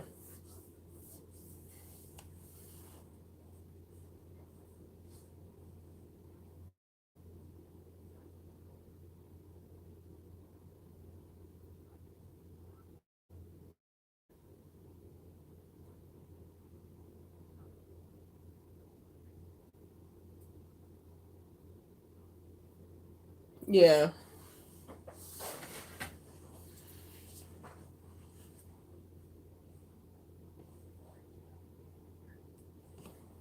Yeah. And I think what show is doing a really great job of showing that right now. The most recent episode of Reasonable Doubt, which Kofi, I really wish that you would watch the show.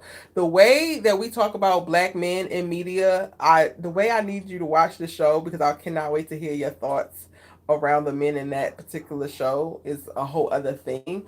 But they just had an episode recently where this woman basically killed her husband who was domestically abusing her, but at the top of the episode they show it going down one way from her perspective, and at the end of the episode when she has to do an interview with a reporter it's shown another way. And it just, to me, that was them showing how you can be in, like, how certain things can impress upon you different perspectives, and you could think something one way or you could have thought it went one way but it actually didn't go that way.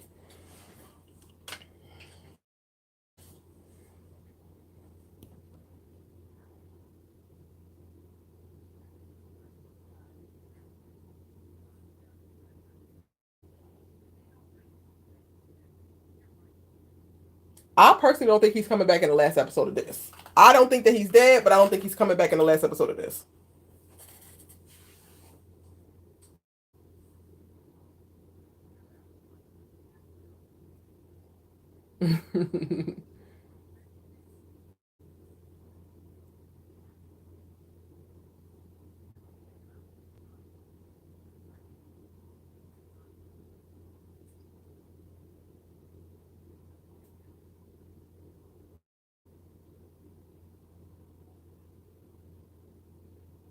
Mm,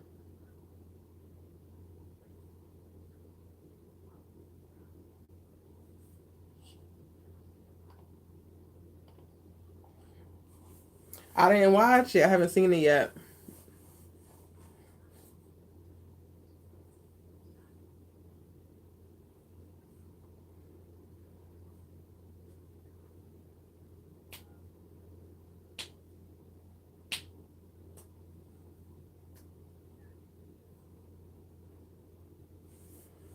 I don't know. I don't remember.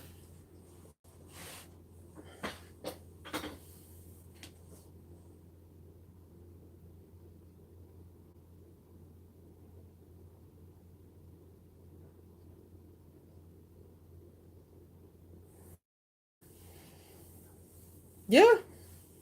I mean, you ain't got to convince me. I already feel the same way.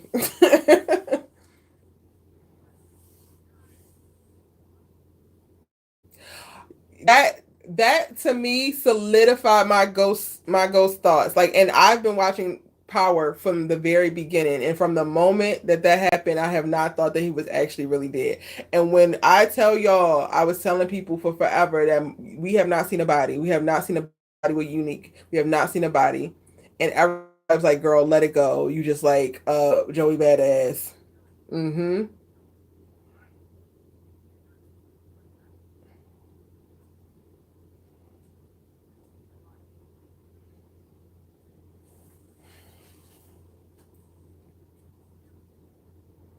Yep.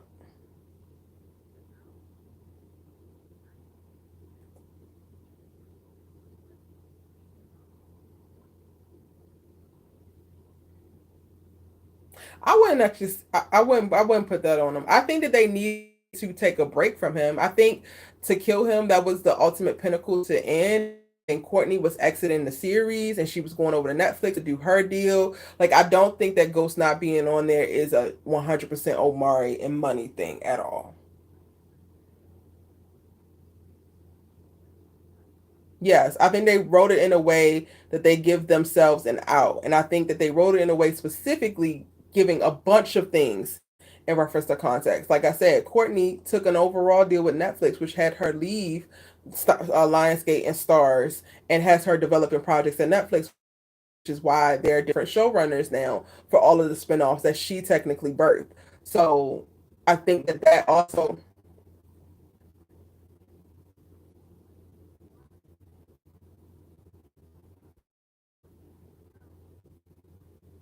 I mean, people are also asking him. I don't think that's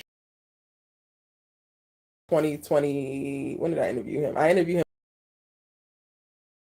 and people ask him. But we're gonna go ahead and move back to the show. You're fine. I'm of the camp that believes it. I want you to watch Reasonable Doubt on Hulu. It's after that, and like the first season, I think every episode is named after a Jay-Z song. It's like the music for this freaking the soundtrack for the season is fire, or for the series is fire, and the showrunner is heavily influenced by Jay-Z.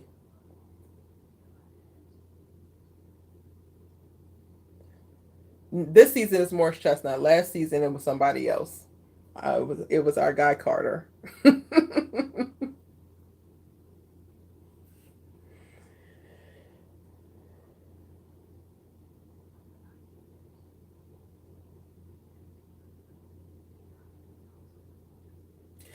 You know what?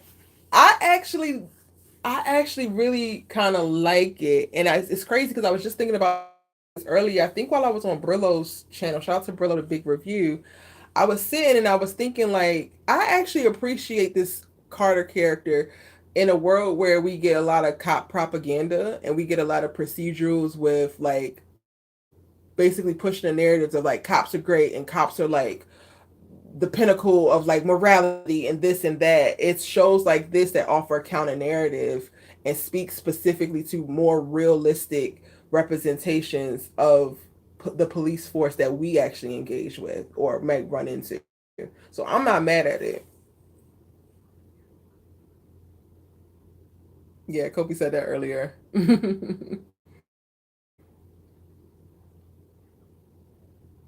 Yeah. Yep. Yep. I wouldn't be surprised if they based him off of that.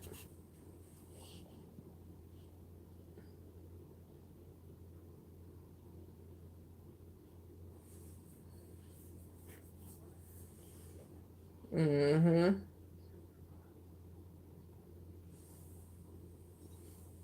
Yeah, and we got Monae saying that the leader don't give a and he ain't playing ball. So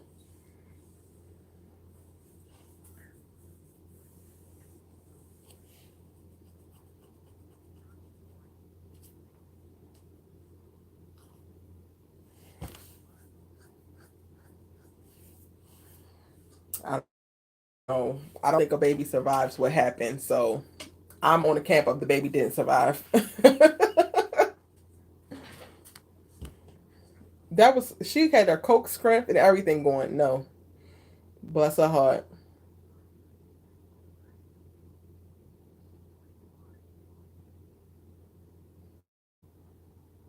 Well, to Felicia's not credit, but to Felicia's thought process, this is a whole drug family. She looks at Diana as little Monet. She don't know that Diana is just Diana with her Uno reverse cards. Like Diana could never. She doesn't know that. She literally assumes that Diana is Monet in the making. So if I can't have Monet, then little Monet will do.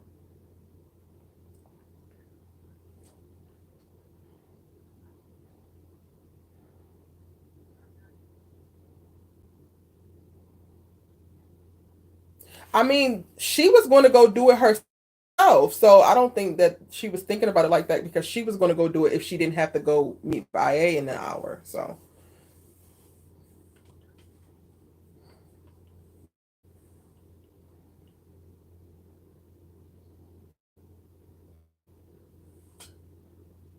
well, she wasn't supposed to ever go in there. The plan was for her to go and like she was delivering pizza and then shoot him at the door. And it was an off the books room, so the rest of the police force doesn't know about it. Yeah. Hello.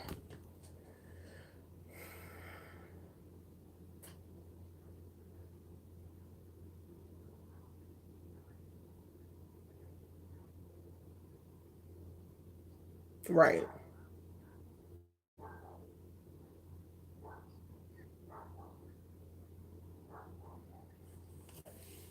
Yeah.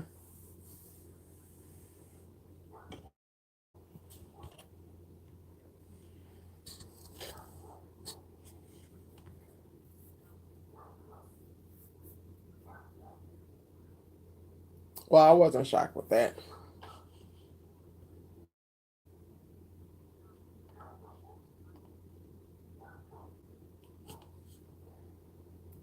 Mm.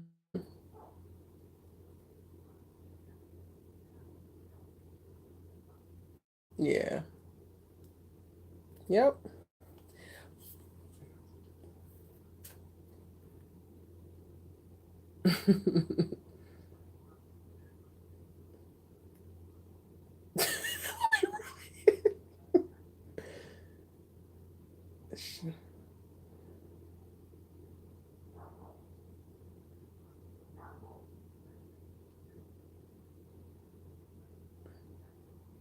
No.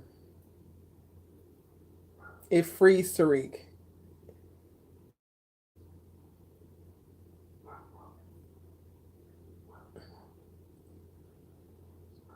Okay.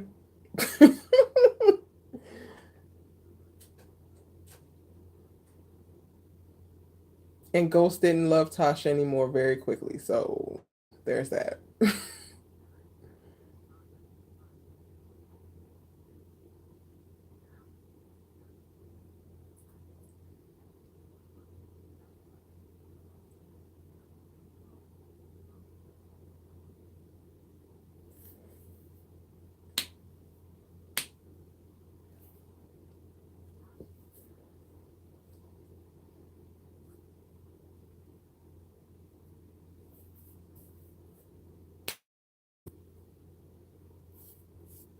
And that's what y'all want for Diana.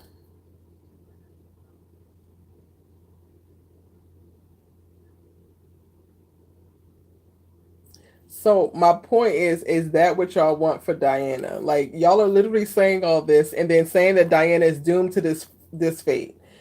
Like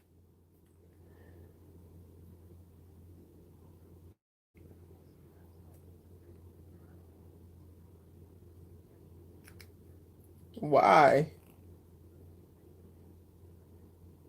Why are those the only options?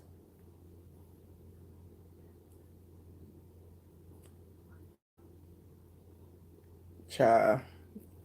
That those are not the only options. I think we get confused sometimes and we think that who was presented as the only people that are available and there's a whole world.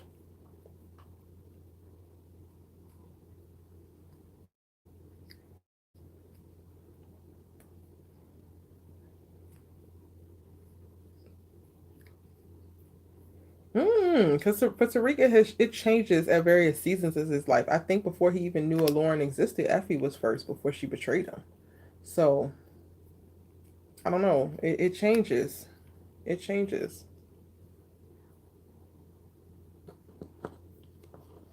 at all.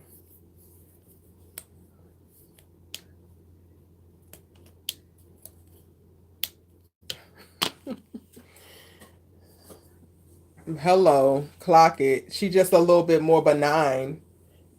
Diana is less harmful because she don't have no power. She don't really do anything. So I think Diana gets away with being sneaky and being snake like because she doesn't really hurt nobody, but she has the exact same energy as Effie.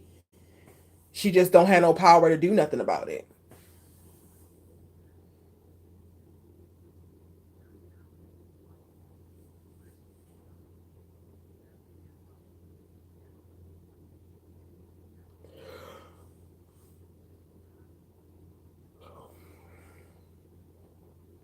I also think that Tariq knows that Diana is green as hell.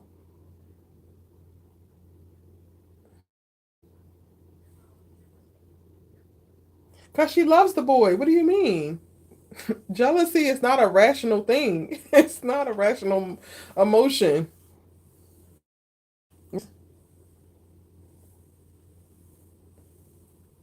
Lauren was naive to criminal activity, but again, to my point earlier about Anya, who was all not in a criminal life. They have had a certain level of experiences, they've had a certain level of relationships that they are able to operate and stand on their own as women.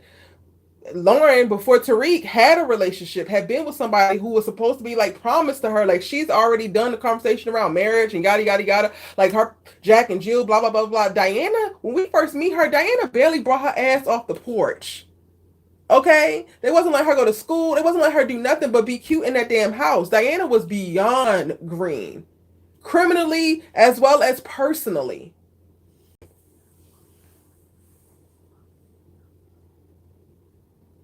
They have a certain sense of self. They've been able to live in a way that they've been able to cultivate at least some idea of who they are. Diana is still a little girl waiting to be told who she is.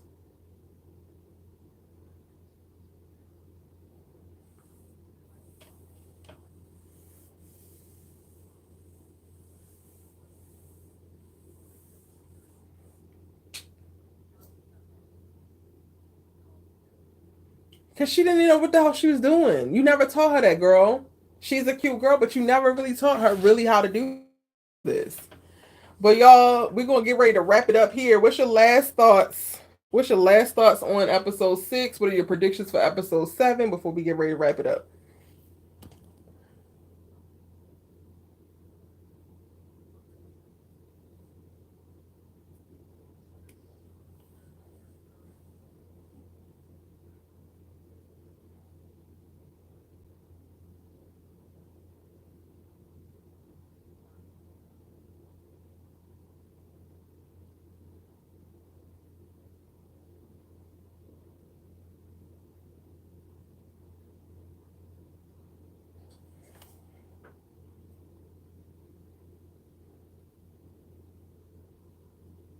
Restaurant.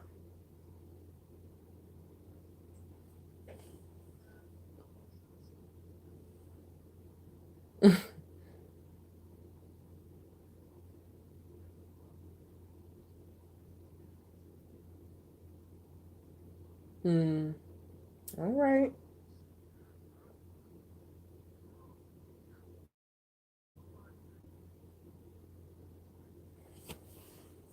Next week.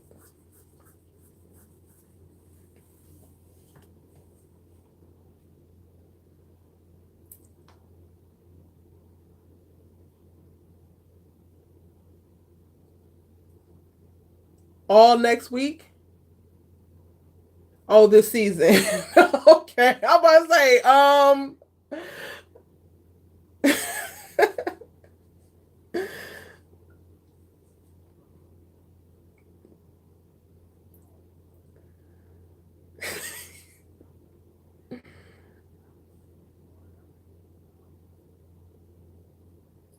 at all. At all. Well, thank y'all so much for adding y'all's thoughts. We'll be back here next Friday for another Power Book to Ghost Live after show. Be on the lookout for my actual breakdowns coming to the channel. My first thoughts go to Erica Bain TV too. I appreciate y'all.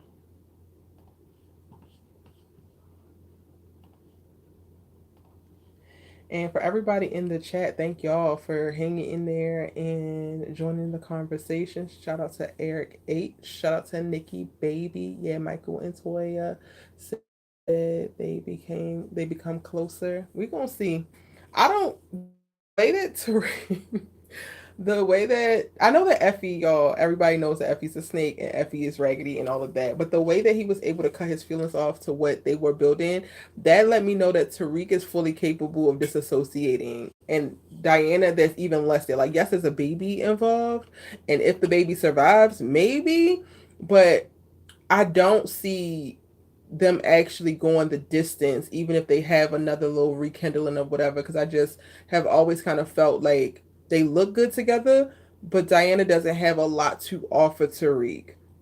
And I also don't want Diana, even though I don't really care for her, I don't want her to be the girl that the guy settled for. The guy that the girl was like, or the girl that the guy was like, well, since you have my baby, fine. Only for like 10 or 15 years to pass and you to realize like he never really wanted to be with you and there's somebody else. Like, I don't want that for her either. So I'm not necessarily on board with the whole Tariq and Diana train at all. And then also, again, I've gone to the University of Power, and I don't trust nothing that none of these damn actors and or 50 Cent say about the show when they out here. I take everything with a grain of salt because they're out here on a mission doing what they need to do to make sure that their show is perfectly marketed. So there's that. Shout out to Candy Loves to Talk TV. Shout out to Brillo who came through a little bit earlier, as well as Detroit Kings. I really, really appreciate y'all. This is my third live today, and I'm about to wrap it up. Big Kev, welcome in, boo. I haven't seen you in a while. It's like writing Marvel Universe movies and trying to connect them all. Yes, I'm sorry I missed that earlier. Once Raina died, Ghost changed as a father. That's real, and that makes sense. Like that was his baby girl, and that was the first I think time he really felt like. Well, not necessarily it was his fault, but I think that yes, the Raina death shifted a lot in Ghost. Um, Tariq gets with whoever fits his mood in the moment. For real. That's so real. And I'm waiting for him to fall in love again. And I feel like the closest he's gotten to that has been Lauren. But anywho, I'm about to get out of here. I will have my breakdown videos up, so be on the lookout for that. My Bel Air breakdown, Reasonable Doubt breakdown, as well as Power. If y'all are not watching Reasonable Doubt, but you love Power, I would tell you to go ahead and watch it because you might actually like what they're cooking up over there. I'm just saying, it's not a bunch of pow, shoot 'em up, drugs and whatnot, but the drama is there. The finance people is there. The criminal element is there. Yeah. So go ahead and check it out. Shout out to Bel Air. They did a really amazing job with this entire season 3. It was absolutely phenomenal. So if you haven't been watching it, you can go and binge the entire season 3 now. It is available on Peacock. Um, yeah. See you on the next one.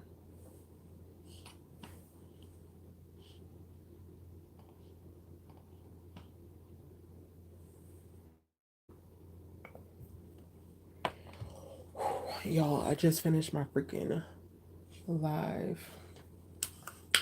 I'm tired, but I cannot stop because I'm taking my little Silent 72. Um,